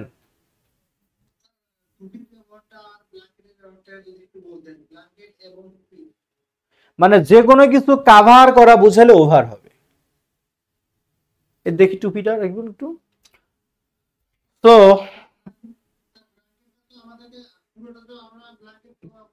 পুরো হওয়ার দরকার নাই, পুরো হওয়ার দরকার নেই। এই টুপিটা কি আমাকে ঢেকে রাখছে নাকি আমার মাথা? যে কোনো কিছু যেইটুকু ঢাকবে, ঢাকা মানে ওভার। তার মানে আমি বলবো the cap is over my head. এবার ধরেন এটা কম্বল দিয়ে উদাহরণ দিব নাকি? কম্বল তো রুমে নাই। ধরেন আমি এটা কম্বল যদি গায়ে দেই, মানলাম আমার হাতের আঙ্গুল একটু বের হয়ে আসছে, চোখ বের হয়ে থাক, সমস্যা নেই। কম্বল কি আমার বডিটাকে ঢেকে রাখছে না? হ্যাঁ, তাহলে আমাকে বলতে হবে যে the blanket is on my body, না, বলতে হবে ওভার মাই বডি। কাভার মানে ওভার। তাহলে আপনি একটু বলেন তো, আমি যদি বলি টেবিলের উপর 2টা বই আছে, দেয়ার আর 2 বুকস ড্যাশ দ্য টেবল, কি দিবেন আপনি? অন। এখন যদি বলি টেবিলের উপর একটা টেবল ক্লথ আছে, there is a piece of table cloth dash the table, over. কারণ কাভার মানে ওভার, কারণ ক্লথটা কাভার করছে। Okay fine. আচ্ছা, এবার আসি আমরা ওভারের আরো ব্যবহার কি আছে। এই যে ফ্যান দেখেই বুঝতে পারছেন, মাথার উপরে ফ্যান ঘুরতেছে। এই যেহেতু ফ্যানের গতি আছে, তার মানে the fan is moving over the head. আর যদি গতি না থাকে, শুধু বলতেছে মাথার উপর একটা ফ্যান আছে, একটা ফ্যান ঝুলে আছে, তাহলে there is a fan above my head. গতির প্রসঙ্গ আসলে ওভার, অন্যথায় অ্যাবভ হতে পারে। তাহলে সংলগ্ন ছাড়া এমন কিছু উপরে অবস্থান করা যা নড়াচড়া করতে পারে বা গতি আছে এটা বোঝানোর জন্য ওভার হয়। যেমন the fan is moving over my head. এবার দেখেন এটা একটা কুত্তা, এই কুত্তা না এটা হলো শেয়াল আর এটা হলো কুত্তা। তো দেখেন এই শেয়ালটা কুত্তার উপর দিয়ে লাফ দিচ্ছে, কি দিন আসলো। তাহলে আমি যদি বলি দ্য শেয়াল, the Fox jumped dash the কুত্তা ড্যাশ দ্য ডগ। আপনারা শূন্যস্থান পূরণ করেন চ্যাট বক্সে। আমি জানি এখানে সবাই দিবে ওভার, কারণ এই কুত্তার উপর দিয়ে যখন শেয়ালটা লাফ দিবে, কুকুর তো শুয়ে আছে, শেয়াল লাফ দিল তার বডির উপর দিয়ে এবং সংলগ্ন ছাড়া, তার যেহেতু গতি আছে সুতরাং এখানে ওভার হবে। কি সুন্দর একটা সিন না, হোয়াট এ সিন। সুন্দর একটা পাখি তার মাথার উপর দিয়ে উড়ে যাচ্ছে, তার মানে a bird flew over his head. আর তার মাথার উপরে আকাশ অ্যাবভ। এখন যদি বলেন এই লোকটার মাথার উপরে কিছু ঘন কালো মেঘ উড়ে যাচ্ছে বা একখণ্ড মেঘ উড়ে যাচ্ছে, আ piece of cloud is flying dash his head. এখন চ্যাট বক্সে উত্তর করেন তো কি হবে? আ piece of cloud is flying dash his head. তখন ওভার হবে, কারণ ওইখানে মেঘের গতি আছে। গতি থাকলে ওভার, গতি না থাকলে আপ। ভাবতে পারছেন? আমি প্রেপজিশনের উপর 3টা ক্লাস দিব। এখানে একটা পার্থক্য বুঝাই। যারা প্রচন্ড ফাঁকিবাজ, অলস স্টুডেন্ট, জীবনে তেমন কোনো লক্ষ্য নাই, ওরা 3 ক্লাসের কথা শুনলেই আমার কোর্সের আশেপাশে আসবে না। এই 3 ক্লাস দিবে, এই অমুক স্যার তো আমাকে 5 মিনিটে প্রেপজিশন বুঝাইছে, জয় বাংলা, ঠেলা সামলা। ওই 5 মিনিটের প্রেপজিশনের ঠেলাও সামলিতে পারবে না, পরীক্ষায় কিচ্ছু হবে না, আগডুম বাগডুম করবে। তার মানে 3 ক্লাস প্রেপজিশন এটা শুই নাই, দুর্বলরা, দুর্বল না বলবো না, অলসরা ভেগে যাবে। বাট যারা দুর্বল হোক, মনের দিক থেকে শক্তিশালী যে না আমাকে টুডে অর টুমরো শিখতেই হবে, তারা খুশি হবে, আমার জন্য দোয়া করবে। আমি আসলে ওই কয়েকজন স্টুডেন্টকেই খুঁজতেছি। অলসদেরকে আমি আমার কোর্সে চাই না। যদি অলস স্টুডেন্টকে দিয়ে আমি কোর্স করাইতাম, আমার কোর্সে হাজার হাজার স্টুডেন্ট থাকতো। তখন আমি বিজ্ঞাপন দিতাম এরকম চমৎকার করে, 5 মিনিটে এই প্রেপজিশন শিখুন, কোনো ঝামেলা নেই, এক রাতে বিসিএস প্রস্তুতি। ভর্তি হইতো অনেক, কারণ এই কথাগুলো খায় মানুষ, আমি কখনো বলি না। কারণ আমি চাই এই ভেজাইল্লা আকাইম্মা অলসগুলো আমার কোর্সে যুক্ত না হোক। আমি কিছু পরিশ্রমী চাই, যারা দুর্বল হোক আমি তাকে ধরে ধরে শেখাবো, বাট ওকে পরিশ্রমী হতে হবে। আমার সৌভাগ্য যে কয়জন পাই আমি পরিশ্রমী পাই। এবার আসি, সংলগ্ন ছাড়া কোনো কিছুর উপর দিয়ে অতিক্রম করা বা পার হওয়া বুঝালো ওভার। একই কথা যেটা বুঝাইলাম উদাহরণটা আর কি। আরেকটা কি বলছিলাম একটু আগে, যে কোনো কিছুর কাভার বুঝালেও কিন্তু ওভার হয়। কাভার, ঢেকে রাখা। দেখেন এই লোকটার মাথার উপরে টুপি, টুপিটা মাথাটাকে কাভার করছে, কাভার মানে ওভার হবে। নর্মালি আপনি ভাববেন যে উপরে মানে তো অন হয়, বাট যখন সেটাকে কাভার করা বুঝায় তখন ওভার হয়। যেমন the cap is over his head, he use the table cloth over the table, he holds the umbrella over my head. তাহলে কাভার বুঝালে ওভার হবে। এই কি অবস্থা, এই বেটা দেখেন ও কি যে মোটার মোটা, আল্লাহ আল্লাহ ওরে সাহায্য করুক। ও মোটা হবে না কেন? জাঙ্ক ফুড কি পরিমাণ খাইতে দেখছেন? তার মানে কি খাবারের মাত্রা কম না, খাবারের মাত্রা বেশি হয়ে গেছে। তার মানে মাত্রায় বেশি বুঝালেও ওভার হয়, মাত্রায় বেশি মানেও ওভার হবে। তাহলে আমি যদি এখন এটা নিয়ে একটা কথা বাক্য লিখি, তাহলে বাক্যটা কি? দেয়ার ওয়ার ওভার 20 পিপল, সেখানে 20-এর অধিক লোক আছে কক্ষের ভেতরে। তার মানে সংখ্যা, পরিমাণ বা মাত্রায় বেশি বুঝালেও ওভার হয়ে যায়। সংখ্যা, পরিমাণ বা মাত্রায় বেশি বুঝালেও ওভার হয়। এবার হি ডাইড ফ্রম হবে এখানে, he died from over eating, সে অতিমাত্রায় খাওয়ার কারণে মরে গেল। তার মানে খাওয়ার মাত্রা বেশি তাই over. He is over smart, say smart বেশি তাই এখানে ওভার হয়ে গেল। তার মানে কি সংখ্যায় বেশি, পরিমাণে বেশি, মাত্রায় বেশি বুঝলে ওভার হয়। শুধু ওভার মানে উপরে তা না, সংখ্যা পরিমাণ মাত্রায় বেশি হলে ওভার হয়। যাই হোক, ওই কেঁচো খুঁড়তে গিয়ে সাপ বের হওয়ার মতো আর কি। হি ডাইড ফ্রম ওভার ইটিং। এইখানে আপনাদের একটা কনফিউশন থাকে যে মরার নিয়মটা শিখতে হবে। মানে কি? মানে হলো কখন কিভাবে মারা গেলে কোন প্রেপোজিশন বসে, এটা মোটামুটি সবারই কিন্তু জানতে ইচ্ছা করে যে কখন কোনটা বসে। তো আমি এটা একটু আপনাদেরকে লিখে দেওয়ার এখন চেষ্টা করব। আপনারা যাদের প্রয়োজন আমার সাথে সাথে একটু লিখে নেবেন, সুন্দর করে লিখে নেন। মরার নিয়ম,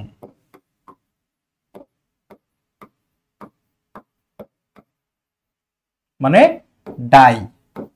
ডাই এর পরে কখন কি বসে সেটা আমরা বুঝবো, পরীক্ষায় আসে এগুলো। আননেসেসারি কোনো আলোচনাই এখানে হবে না, সবগুলো প্রয়োজনীয়। তাহলে মরার নিয়মটা সুন্দর করে লিখে নেন। যে রোগে আক্রান্ত হয়ে মারা গেলে, রোগ, ডাই অফ।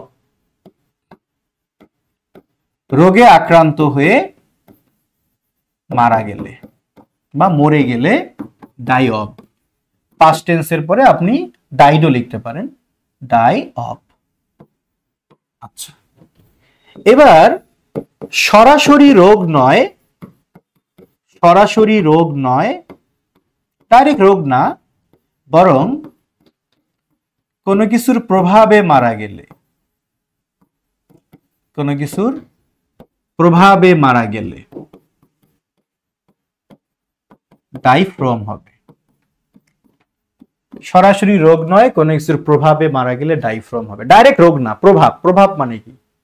প্রভাব মানে একজন রাতে স্বপ্নে দেখতেছিল সে সুন্দর একটা ঘোড়ায় করে আকাশে উঠতেছে উঠতেছে উঠতেছে, এরপর কিছুক্ষণ পর সে ঘোড়া থেকে নামবে। ঘোড়া থেকে নামতে গিয়ে সে খাট থেকে পড়ে গেল। এই যে পড়ে গেল, পড়ে গিয়ে সে আহত হলো, এই আহত হয়ে মরে গেল। এটা কিন্তু রোগ ছিল না, এটা ছিল প্রভাব। ইনজুরি থেকে সে মরে গেছে, এটা একটা প্রভাব। একজন আরেকজনকে জীবন দিয়ে ভালোবাসে, ভালোবাসতে বাসতে মরে গেছে, ওটাও একটা প্রভাব।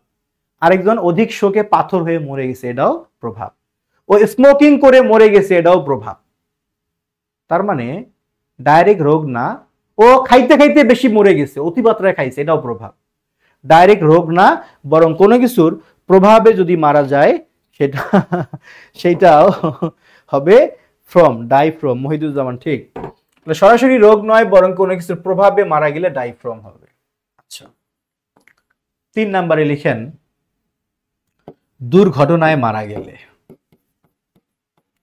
দুর্ঘটনায় যদি কেউ মারা যায় তাহলে দুইটা জিনিস হতে পারে, ডাইয়ের পর ইন হতে পারে, আবার ডাইয়ের পর বাইও হতে পারে। কখন কোনটা? আমরা জানি দুর্ঘটনার ইংলিশ অ্যাক্সিডেন্ট। তো আপনারা যদি দেখেন যে অ্যাক্সিডেন্টের পূর্বে আর্টিকেল আছে, হ্যাঁ, অ্যাক্সিডেন্ট এর পূর্বে আর্টিকেল থাকলে, অ্যাক্সিডেন্ট এর পূর্বে আর্টিকেল থাকলে তখন হবে ইন, আর আর্টিকেল না থাকলে সেক্ষেত্রে হবে বাই। আর্টিকেল না থাকলে হবে কি? বাই। অ্যাক্সিডেন্টের পূর্বে আর্টিকেল থাকলে ইন, আর না থাকলে হবে বাই। ওকে, দুর্ঘটনায় মারা গেলে গেল। 4 নম্বরে আসেন, যদি কেউ বিষ পান করে মারা যায়, বিষ পানে, অথবা অনেক মারার নিয়ম আছে, বুলেটের আঘাতে মরতে পারে, ঝুলে, ফাঁসির ঝুলে মরতে পারে। তো আমরা লিখছি এখানে বিষ পানে মারা গেলে।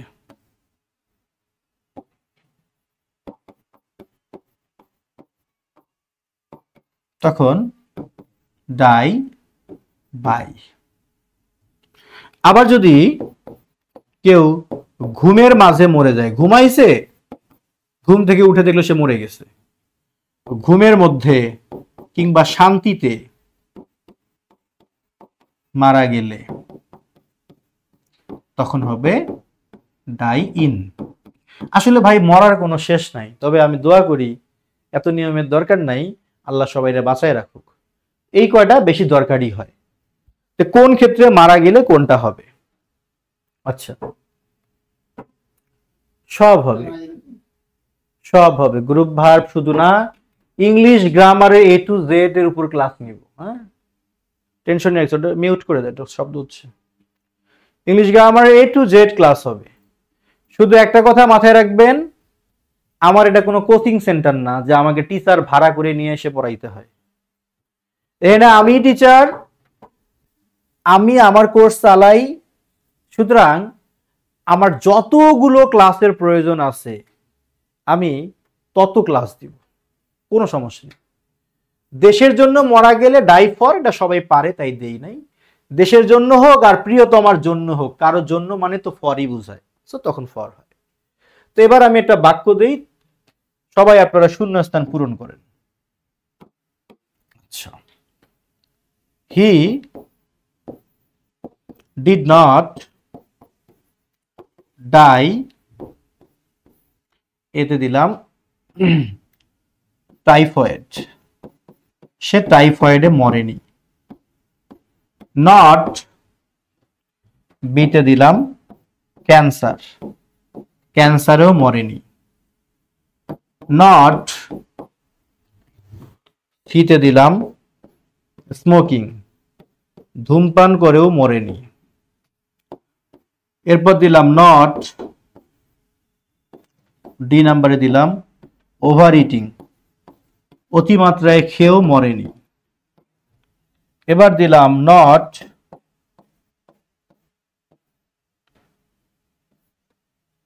পয়জন, বিষ খেয়েও মরেনি।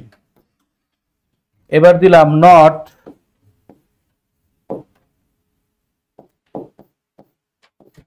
ওভার ইটিং, অতিমাত্রায় খেয়েও মরেনি। এটা একবার দিছি, ওকে। এবার আমি লিখে দিলাম নট ইনজুরি, ইনজুরি থেকেও মরেনি। আরে ভাই, তাহলে মরছে কিসে? এবার আমি তাহলে দিয়ে দিলাম বাট, এবার জি নাম্বারে দিলাম ড্যাশ দ্য কান্ট্রি, দেশের জন্য মরছে।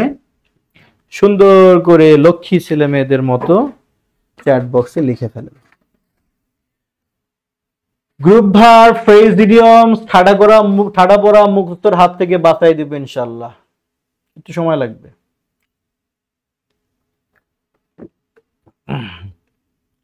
হিদায়েত, Rakib, of, from, by by, for, of, from, by, for. দুইটা ভুল হয়েছিল, ঠিক করতে হবে।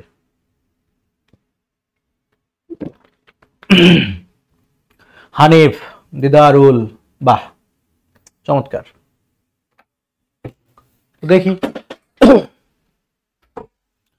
তাহলে টাইফয়েড যেহেতু রোগ, সো রোগের ক্ষেত্রে তো অপই হয়, সুতরাং এখানে অফ হলো। ক্যান্সারও রোগ, অপই হবে। কিন্তু মনে রাখবেন, ক্যান্সারের ক্ষেত্রে অফ এবং ফ্রম দুটোই দেওয়া যাবে, তবে ক্যান্সার ডাইরেক্ট কোনো রোগ না, কোষের অস্বাভাবিক বৃদ্ধির একটা প্রভাব, যার কারণে ইংরেজরা ক্যান্সারে কেউ মরে গেলে ডাই অফ ক্যান্সার না বলে বলে ডাইড ফ্রম ক্যান্সার। সেই দিক থেকে যদি আমরা অপশনে অফ আর ফ্রম দুটোই পাই, আমরা ফ্রমকে প্রেফার করব, মানে কি বেশি গুরুত্ব দিব। আচ্ছা, এবার বলছে নট স্মোকিং, বিড়ি টাইনাও মরে নাই বা ধূমপান করেও মারা যায়নি, তার মানে এটা একটা প্রভাব, তাহলে এখানে হবে ফ্রম। ওভার ইটিং ও প্রভাব, সো এখানেও হবে ফ্রম। বিষ পানে মারা গেলে বাই, তাই বাই। বুলেটের আঘাতে মারা গেলেও বাই। ইনজুরি একটা প্রভাব, তাই এখানে হলো ফ্রম। আর দেশের জন্য তাই হয়ে গেল কি বলেন, ফর। ক্লিয়ার? তাহলে আমরা ছিলাম কিসের ব্যবহারে, ওভারের ব্যবহারে। যে কোন মুজাফফর হোসেন, আপনার ওখান থেকে আনমিউট করলে শব্দ আসে, একটু মিউট থাকবেন।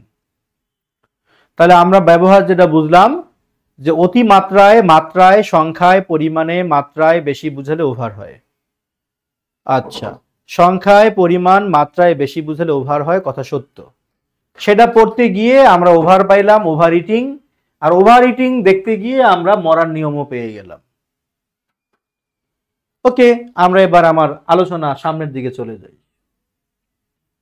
তো আমরা যেখানে ছিলাম, সংখ্যায় মাত্রায় বেশি বুঝলে ওভার হয়। এইবার আরেকটা জাতীয় ইস্যু দেখেন, এটা যদি একটা নদী হিসেবে কল্পনা করেন, আপাতত একটা নদী বা খাল মনে করেন, তো খালের উপর দিয়ে একটা সেতু আছে। প্রথম দিকে যে সূত্র শেখাইছিলাম যে নদী থেকে কিন্তু সেতু সংলগ্ন সারা উপরে, তো আমরা পড়ছিলাম সংলগ্ন সারা উপরে হলে ওভার বা অ্যাবভ বসে, যদি তার গতি থাকে তাহলে ওভার, আর গতি না থাকলে কি হয়, অ্যাবভ হয়। এটা আমরা শিখছিলাম, কথা সত্য। ওইটুকু দিয়ে দুনিয়া চলবে না, এই জন্য আবার নতুন করে শেখাচ্ছি যে সংলগ্ন সারা উপরে বুঝালে ওভার বা অ্যাবভ হয়, গতি থাকলে ওভার, গতি না থাকলে অ্যাবভ হয়, কথা সত্য।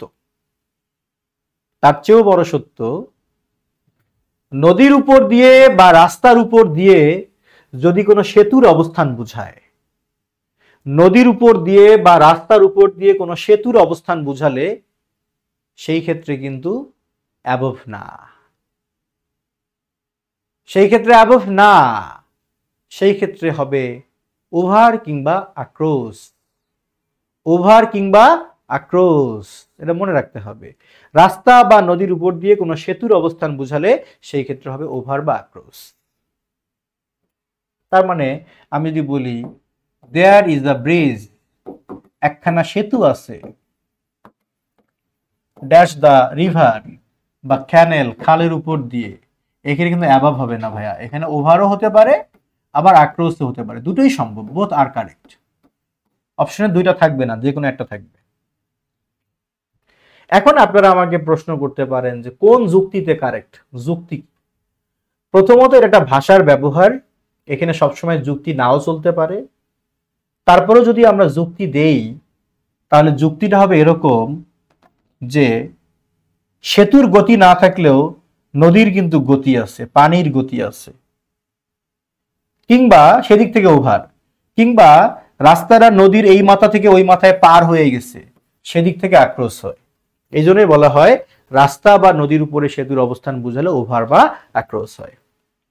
আমার মনে হয় আপনারা ওভার আক্রোশের ব্যবহারটাও বুঝে গেলেন। আচ্ছা,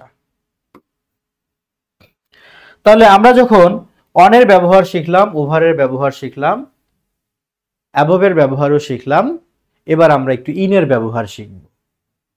ধৈর্য, ধৈর্য, ধৈর্য, ধৈর্যর বিষয়,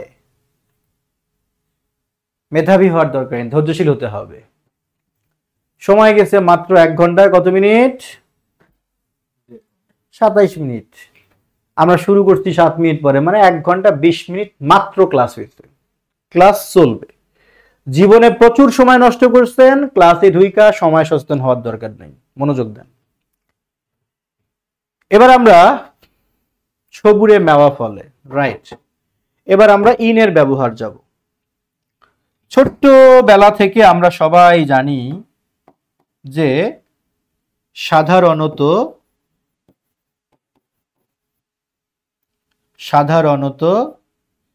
ছোট স্থান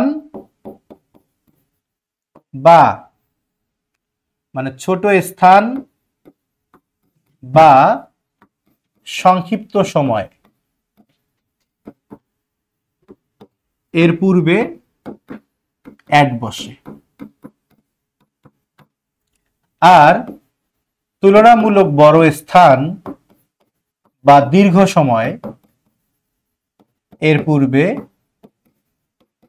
ইন বসে। এইটুকু হলো আপনার ছোটবেলার পড়া। ছোটবেলার প্যান্টস কি এখন হবে পড়লে? হবে না। তো ছোটবেলার ওইটুকু পড়া দিয়ে বড় বেলা চলবে না ভাইয়া, বড় বেলায় বড় করে জানতে হবে। অনেক জানার আছে, আমরা দেখব। তাহলে সাধারণ নিয়মটা হলো আয়তনে স্থান ছোট হলে কিংবা সময় সংক্ষিপ্ত হলে তার পূর্বে অ্যাট, আয়তনে স্থান বড় হলে কিংবা সময় দীর্ঘ হলে তার পূর্বে বসে কি ইন। ওকে, এটা তো মুখস্থ করছি সবাই, কিন্তু আসলে কি আমরা জানি কোনগুলোর নাম সংক্ষিপ্ত সময়? আসলে কি আমরা জানি কোনগুলোর নাম দীর্ঘ সময়? আমরা অনেকেই জানি না। এই ধারণাটা আমি এখন আপনাদের ক্লিয়ার করে দিব। সংক্ষিপ্ত সময়গুলো দেখেন। অ্যাট, ডন, ডন মানে উষা বা ভোর, এটা একটা সংক্ষিপ্ত সময়, দিনের একটা সংক্ষিপ্ত সময়। নুন মানে মধ্যাহ্ন, মধ্যাহ্নর মানে দৈর্ঘ্য কিন্তু বেশিক্ষণ থাকে না। ডাস্ক মানে গোধূলি বেলা। নাইট বলা হয় রাতের প্রথম ভাগকে নাইট, মাঝরাতকে বলা হয় মিড নাইট, আর শেষ রাতকে বলা হয় লেট নাইট। তাহলে ডন মানে উষা বা ভোর, নুন মানে মধ্যাহ্ন, ডাস্ক মানে গোধূলি, নাইট হলো রাত, মিড নাইট হলো মাঝরাত, আর লেট নাইট হলো শেষ রাত। এর সাথে যে কোনো সময়, যেমন ধরেন সকাল 9টা, 9 o'clock, কিংবা আমি বললাম এখন বাজে 11টা 30 PM। এই যে ঘড়ি দেখে যে সময়টা নির্ণয় করি, এগুলোর নামও সংক্ষিপ্ত সময়। এখন কয়টা বাজে? 11টা 30। ক্লাস শেষ হবে কয়টায়? 12টায়, তার মানে at 12। এই ঘড়ি দেখে যে সময় নির্ণয় করা হয় এগুলোর নাম সংক্ষিপ্ত সময়। আর দিন ও রাতের dawn, noon, dusk, night, midnight, late night, এই কটা সংক্ষিপ্ত সময়। আর এই সংক্ষিপ্ত সময়গুলোর পূর্বে অ্যাট বসে। হিসাব সহজ। আর দীর্ঘ সময় কোনগুলো? দীর্ঘ সময়টা বুঝবো। দীর্ঘ সময় হলো ইন, তার পূর্বে ইন বসে। যেমন সেগুলো কি? দা মর্নিং। দা মর্নিং বললে সকাল থেকে একদম দুপুরের আগ পর্যন্ত পুরো সময়টাকে বুঝাবে, এই জন্য এটা দীর্ঘ সময়, তাই ইন হবে। The morning, the afternoon. আবার তাই বলে ভাইবেন না যে দা থাকলে ইন, দা না থাকলে অ্যাট। এই শর্টকাট বিদ্যায় আমি বিশ্বাসী না কিন্তু। হ্যাঁ, এভাবে মুখস্থ করবেন না, খবরদার। বুঝতে হবে ভাই মর্নিং মানে কি। মর্নিং হচ্ছে সকাল 6টা থেকে শুরু করে দুপুরের আগ পর্যন্ত পুরো সময়টা মর্নিং, 12টার আগ পর্যন্ত। তাহলে দীর্ঘ সময়, তাই তো ইন হবে। আর এই ক্ষেত্রে মর্নিং এর সামনে দা বসবে। In the morning, the afternoon, the evening, এগুলোর সামনে দা বসবে। আর যদি আমি শুধু নাইট বলি তাহলে রাতের প্রথম ভাগটাকে বুঝায়। বাট যখন আমি বলবো দা নাইট, তাহলে পুরা রাতটাকেই বুঝাবে। এই জন্য দা নাইট দীর্ঘ সময়, তাই এখানে ইন বসবে। এছাড়া আরো দীর্ঘ সময় কি আছে? সপ্তাহ, যদি বলি উইক, এটা একটা দীর্ঘ সময়। যদি বলি মাস, মান্থ, এটা ওটা দীর্ঘ সময়। যদি বলি বছর, ইয়ার, এটাও দীর্ঘ সময়। তাহলে এগুলোর পূর্বে কি বসবে? ইন বসবে। তো আমার মনে হয় আপনারা সংক্ষিপ্ত শব্দ সময় আর দীর্ঘ সময়ের মধ্যে মন খোলা একটা পার্থক্য বুঝে গেছেন আশা করি। তাহলে কোনগুলো সংক্ষিপ্ত সময়, কোনগুলো দীর্ঘ সময় আমরা ইনশাল্লাহ বুঝে গেছি। সংক্ষিপ্ত সময়গুলোর পূর্বে অ্যাট বসে আর দীর্ঘ সময়ের পূর্বে ইন বসে। আমি তো একা একা বক বক করে যাচ্ছি, সবাই কি বুঝতেছেন ঠিকঠাক? বুঝলে একটু চ্যাট বক্সে লিখেন তো কারা কারা বুঝতেছেন। ঠিকঠাক ভাবে যদি বুঝে থাকেন তাহলে একটু চ্যাট বক্সে লিখেন যে ইয়েস অর নো, একটু লিখবেন। আমি একটু লেখা দেখতে চাই। কে কেমন বুঝতেছেন, ক্লাসের অনুভূতি একটু জানান। সবাই একটু চ্যাট বক্সে আমরা লিখবো কে কেমন বুঝতেছি না বুঝতেছি। আলহামদুলিল্লাহ বুঝতেছে, ওকে, সেরা বুঝতেছে, আলহামদুলিল্লাহ, গুড, বুঝতেছি, আলহামদুলিল্লাহ, ফাইন। মন খুলে বলেন ভাই। হ্যাঁ, না বুঝলে আমাকে বলবেন, আমি অন্য বিকল্প রাস্তায় আপনাদেরকে বুঝাবো। না বুঝলে আমাকে বলবেন। আচ্ছা, তো আলহামদুলিল্লাহ ভালো, সবাই যেহেতু বুঝতেছেন খুবই ভালো।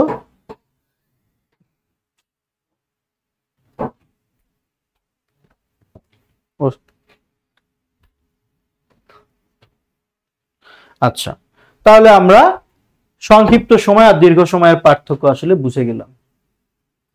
নাইট আর দা নাইটের পার্থক্য বুঝেন নাই? এখন চলছে নাইট। 12টার পরে হয়ে যাবে মিড নাইট, 3টার পরে হয়ে যাবে লেট নাইট, আর পুরা রাতটার নাম দা নাইট। এটাই পার্থক্য। এই জন্য দা নাইটের পূর্বে ইন বসে। তো এবার সংক্ষিপ্ত সময় দীর্ঘ সময় শেষ, এবার ছোট স্থান আর বড় স্থানের কাহিনী বুঝি। ধরেন আমি লিখলাম he lives dash Azimpur dash Dhaka, ও ঢাকার আজিমপুরে বাস করে। আপনারা শূন্যস্থান পূরণ করেন, সবাই চ্যাট বক্সে লিখবেন। We stopped our journey dash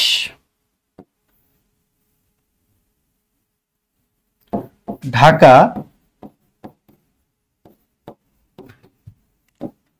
on the way to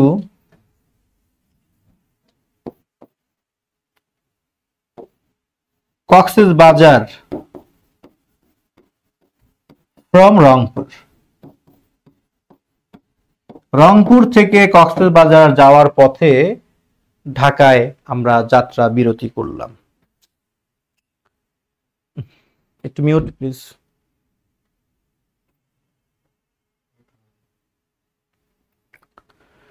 আচ্ছা, তাহলে সবাই উত্তর লিখে ফেলছেন, চমৎকার। ঠিক আছে, এখানে আজিমপুর, আচ্ছা আজিমপুর ছোট স্থান তাই অ্যাড দিয়েছেন, ঢাকা বড় স্থান তাই ইন দিয়েছেন, গুড। আর পরের বাক্যে যারা ইন দিয়েছেন সেটা কিন্তু ভুল হয়েছে, এখানে অ্যাড হবে। কেন? একটু আগে আমরা ঢাকার সামনে ইন দিলাম, এখানে আমরা ঢাকার সামনে অ্যাড দিলাম, এর কারণটা কি? কারণটা তো এইটাই, ছোটবেলার নিয়ম, ছোট স্থানের পূর্বে অ্যাড বসে, বড় স্থানের পূর্বে ইন বসে। বাট বড়বেলার নিয়ম কি? বড়বেলার নিয়ম হলো কথা সত্য, ছোট স্থানের পূর্বে অ্যাড, বড় স্থানের পূর্বে ইন বসে, এগুলো সত্য কথা। তার চেয়েও বড় সত্য কথা হলো কোন নির্দিষ্ট গন্তব্যস্থলে যাওয়ার পথে যেখানে যাত্রা বিরতি করা হয়, কোন নির্দিষ্ট গন্তব্যস্থলে যাওয়ার পথে যেখানে যাত্রা বিরতি করা হয়, সেই স্থানটা ছোট হোক আর বড় হোক, তার পূর্বে সবসময়ের জন্য অ্যাড বসে। ট্রানজিট যেটা আমরা বলি, তাহলে নির্দিষ্ট গন্তব্যস্থলে যাওয়ার পথে যেখানে যাত্রা বিরতি করা হয় সেইখানে সবসময়ের জন্য অ্যাড বসে, সেইটা ছোট স্থান হোক, বড় স্থান হোক, আর একটা দেশই হোক, কোনো সমস্যা নেই। এই জন্য এখানে অ্যাড বসলো। তার মানে কি, যে বড় স্থানের পূর্ব যেখানে অ্যাড বসতে পারে। তো এবার আসি আমরা ইনের বিস্তারিত ব্যবহার জেনে আসি আরো। আয়তনে বড় স্থানের পূর্বে ইন বসে, যেমন আই লিভ ইন ঢাকা, একটু আগে যেটা বুঝাইলাম এটা এখানে আছে। এবার দেখেন এই বোতলটার ভেতরে কিন্তু পানি আছে, এরকম কোনো কিছুর ভেতরে বুঝালেও ইন বসে, এটা আমরা সবাই জানি, জেনেও আমি ভুল করি, আমরা ভুল করি। কেমন ভুল করি তার প্রমাণ দিচ্ছি। আমি যদি বলি অনুবাদ করো এই বোতলের পানি বিশুদ্ধ, এই বোতলের পানি বিশুদ্ধ, সবাই ভাববে দা পানি, water of this bottle is pure. এটা যে ভুল বলবো তা না, তবে দুর্বল বাক্য। কারণ কারণ এখানে এই বোতলের বললেও পানিটা কিন্তু বোতলের ভেতরে আছে, তাই এখানে ইনসাইড বা ইন লেখা উচিত। The water in this bottle is pure. এরকম কোনো কিছুর ভেতরে অবস্থান করা বুঝালে ইন বসে। কিন্তু সাবধান, সাবধান, আমরা কক্ষের ভেতরে আছি, we are in the room, এটাও ঠিক আছে, তবুও সাবধান। কোথায় সাবধান? যে কোনো কিছুর ভেতরে অবস্থান করা বুঝালে ইন বসে, কথা সত্য, কিন্তু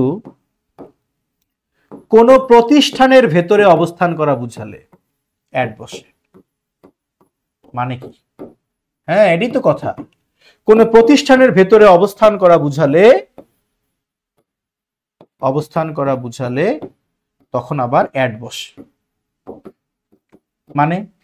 মানে ধরেন আমি বললাম যে আমরা এই মুহূর্তে জগন্নাথ বিশ্ববিদ্যালয়ের ভেতরে আছি। তার মানে now we are in Jagannath university. হবে না শোনা, হবে না, ইন হবে না। তুমি যতই ভেতরে থাকো ওখানে অ্যাড হবে। তার মানে কোন প্রতিষ্ঠানের ক্ষেত্রে ইন বসে না, অ্যাড বসে। আমি যদি বলি সে ঢাকা কলেজে পড়ে, he studies at Dhaka College, not in. সে বাংলাদেশ ব্যাংকে কাজ করে, he works at Bangladesh Bank. তাহলে কোন কিছুর ভেতরে বুঝালে ইন বসে, কিন্তু কোন প্রতিষ্ঠানে অবস্থান করা বুঝালে বা কোন প্রতিষ্ঠানের নামের পূর্বে ইন না বসা অ্যাড বসে। এটা আমরা মাথায় রাখবো। যেমন এটাই আমি এখানে লিখছিলাম যে দীর্ঘ সময়, সপ্তাহ, মাস, বছরের পূর্বে ইন বসে। আমি লিখে দেখাইছি কোন কিছুর মধ্যে ভেতরে অবস্থান করলে ইন বসে, এগুলো আমরা দেখছি। আর প্রতিষ্ঠানের ক্ষেত্রে অ্যাড বসে, মনে রাখবেন। এই বাচ্চাটা দেখতেছে আয়নায় নিজেকে, তার মানে কি? আয়নায় প্রতিবিম্ব দেখা বুঝালেও ইন বসে, অন না, ইন। আমি যদি বলি এই বাচ্চাটা, এই শিশুটি আয়নায় নিজেকে দেখলো, দ্য বেবি, শিশুটি নিজেকে দেখলো, লুকড অ্যাট ইটসেলফ, সে নিজেকে দেখলো বা নিজের দিকে তাকালো, ড্যাশ দ্য মিরর, আয়নায়। এখানে যে কারো মনে হইতে পারে আয়নার তো উপরে, না, আয়নার উপরে দেখা যায় না, দেখা যায় আয়নার ভেতরে। আয়নার ভেতরে দেখা যায়, এই জন্য এখানে ইন হবে। আয়নায় প্রতিবিম্ব দেখা বুঝালো ইন হবে। পরীক্ষায় আসবে এভাবে। ভাই, শুধু কয়টা বিগত বছরের প্রশ্ন সমাধান করাকে ক্লাস বলে না। যেমন আমি আজকে চাইলে প্রেপোজিশনের ক্লাসটা কয়টা বিগত বছরের প্রশ্ন নিয়ে এসে বুঝাইতে পারতাম, সবাই ওয়াও ওয়াও করতো। এই ওয়াও ওয়াও করে পরীক্ষার হলে হাউ মাউ করে কাঁদতে হবে। আগে ব্যবহার শিখতে হবে, তারপর অনুশীলন। আমরা অনুশীলন করব, বাট আগে ব্যবহার শিখব। তাহলে এরকম আয়নায় প্রতিবিম্ব বোঝালে ইন হয়। এই বাচ্চাটাকে দেখে মনে হচ্ছে সে একটা গ্লুমি মুডে আছে, সে একটা মন খারাপ নিয়ে বসে আছে। তার মানে আমাকে যদি বলা হয় she is in a gloomy mood, সে বিষণ্ণ মনে আছে, এরকম কারো অবস্থা প্রকাশ করা বুঝালেও ইন হবে। কার জন্য একটা গান একবার ভাইরাল হয়েছিল না, ওই বোরখা পরা মেয়ে পাগল গোয়ের আছে। এই যে বোরখা পরা মেয়ে, এর ইংলিশ হবে the maid, the girl in veil, ঘোমটায় ঢাকা বা বোরখা পরা, ইন। অর্থাৎ কারো অবস্থা প্রকাশ করা বুঝালে অবস্থার পূর্বে ইন বসবে। বুঝলেন? তাহলে দেখেন, এক শরীফের গান। তাহলে এই এক ইনের ব্যবহার, কত ব্যবহার খেয়াল করছেন? ইনের কত ব্যবহার। আয়নায় প্রতিবিম্ব দেখা বুঝালে ইন হবে, কারো শারীরিক মানসিক অবস্থা বুঝালেও কি হবে? ইন হবে। এবার আসেন, মনে রাখবেন কলমে লেখা বুঝালে, কলম বা পেন্সিল দ্বারা লেখা বুঝালে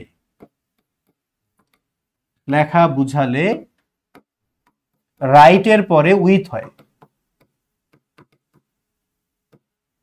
কিন্তু চক বা কালি দিয়ে লেখা বুঝালে, চক বা কালি দ্বারা লেখা বুঝালে রাইটের পরে কিন্তু ইন হয়। মজার ব্যাপার না? দিয়ে মানে আমরা জানি উইথ, কিন্তু সাবধান, কলম পেন্সিল দিয়ে লেখা বুঝালে রাইট উইথ হয়, বা চক বা কালি দিয়ে লেখা বুঝালে রাইট ইন হয়।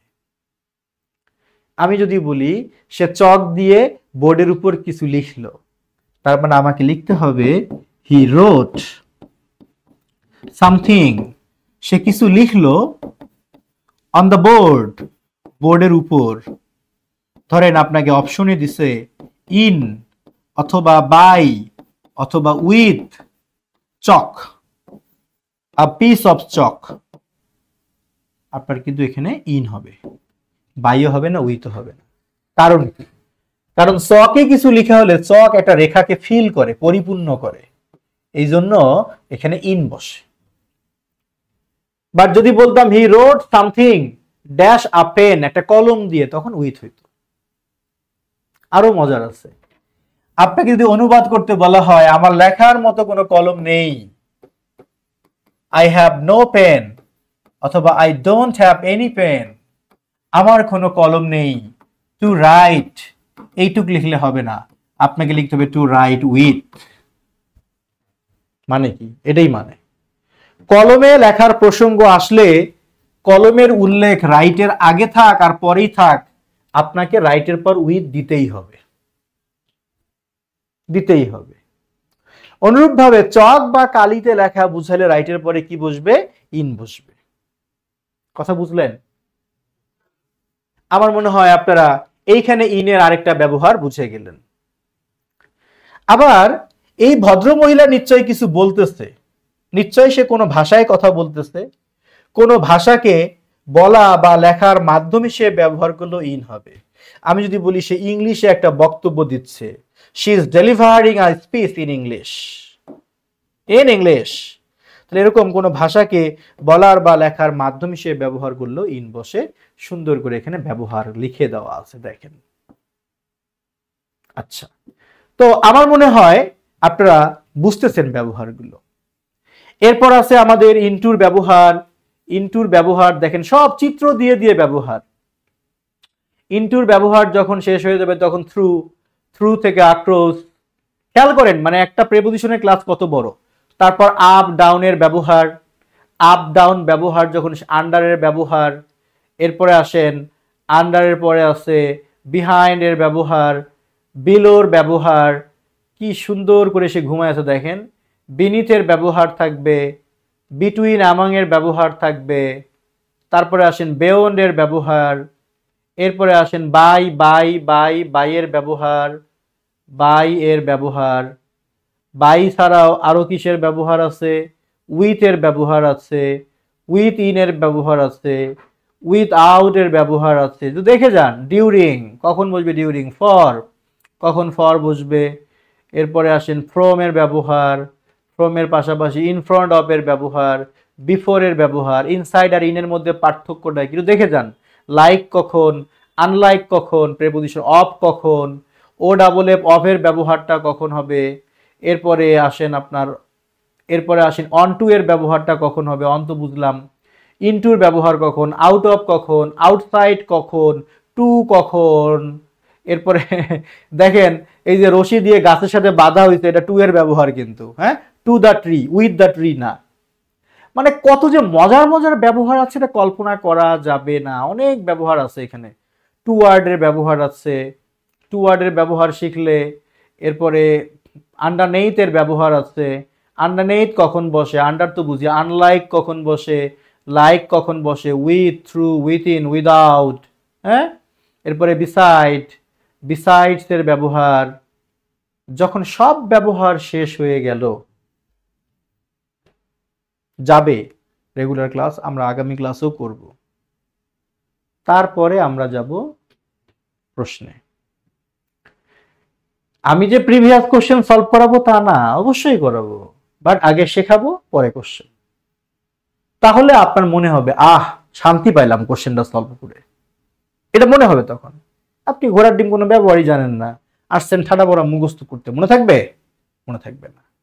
শুধু আমরা কোশ্চেন সলভ করব যে তা না, প্রতিটা কোশ্চেনের উত্তর তো জানবো, পাশাপাশি চমৎকার ব্যবহার জানবো।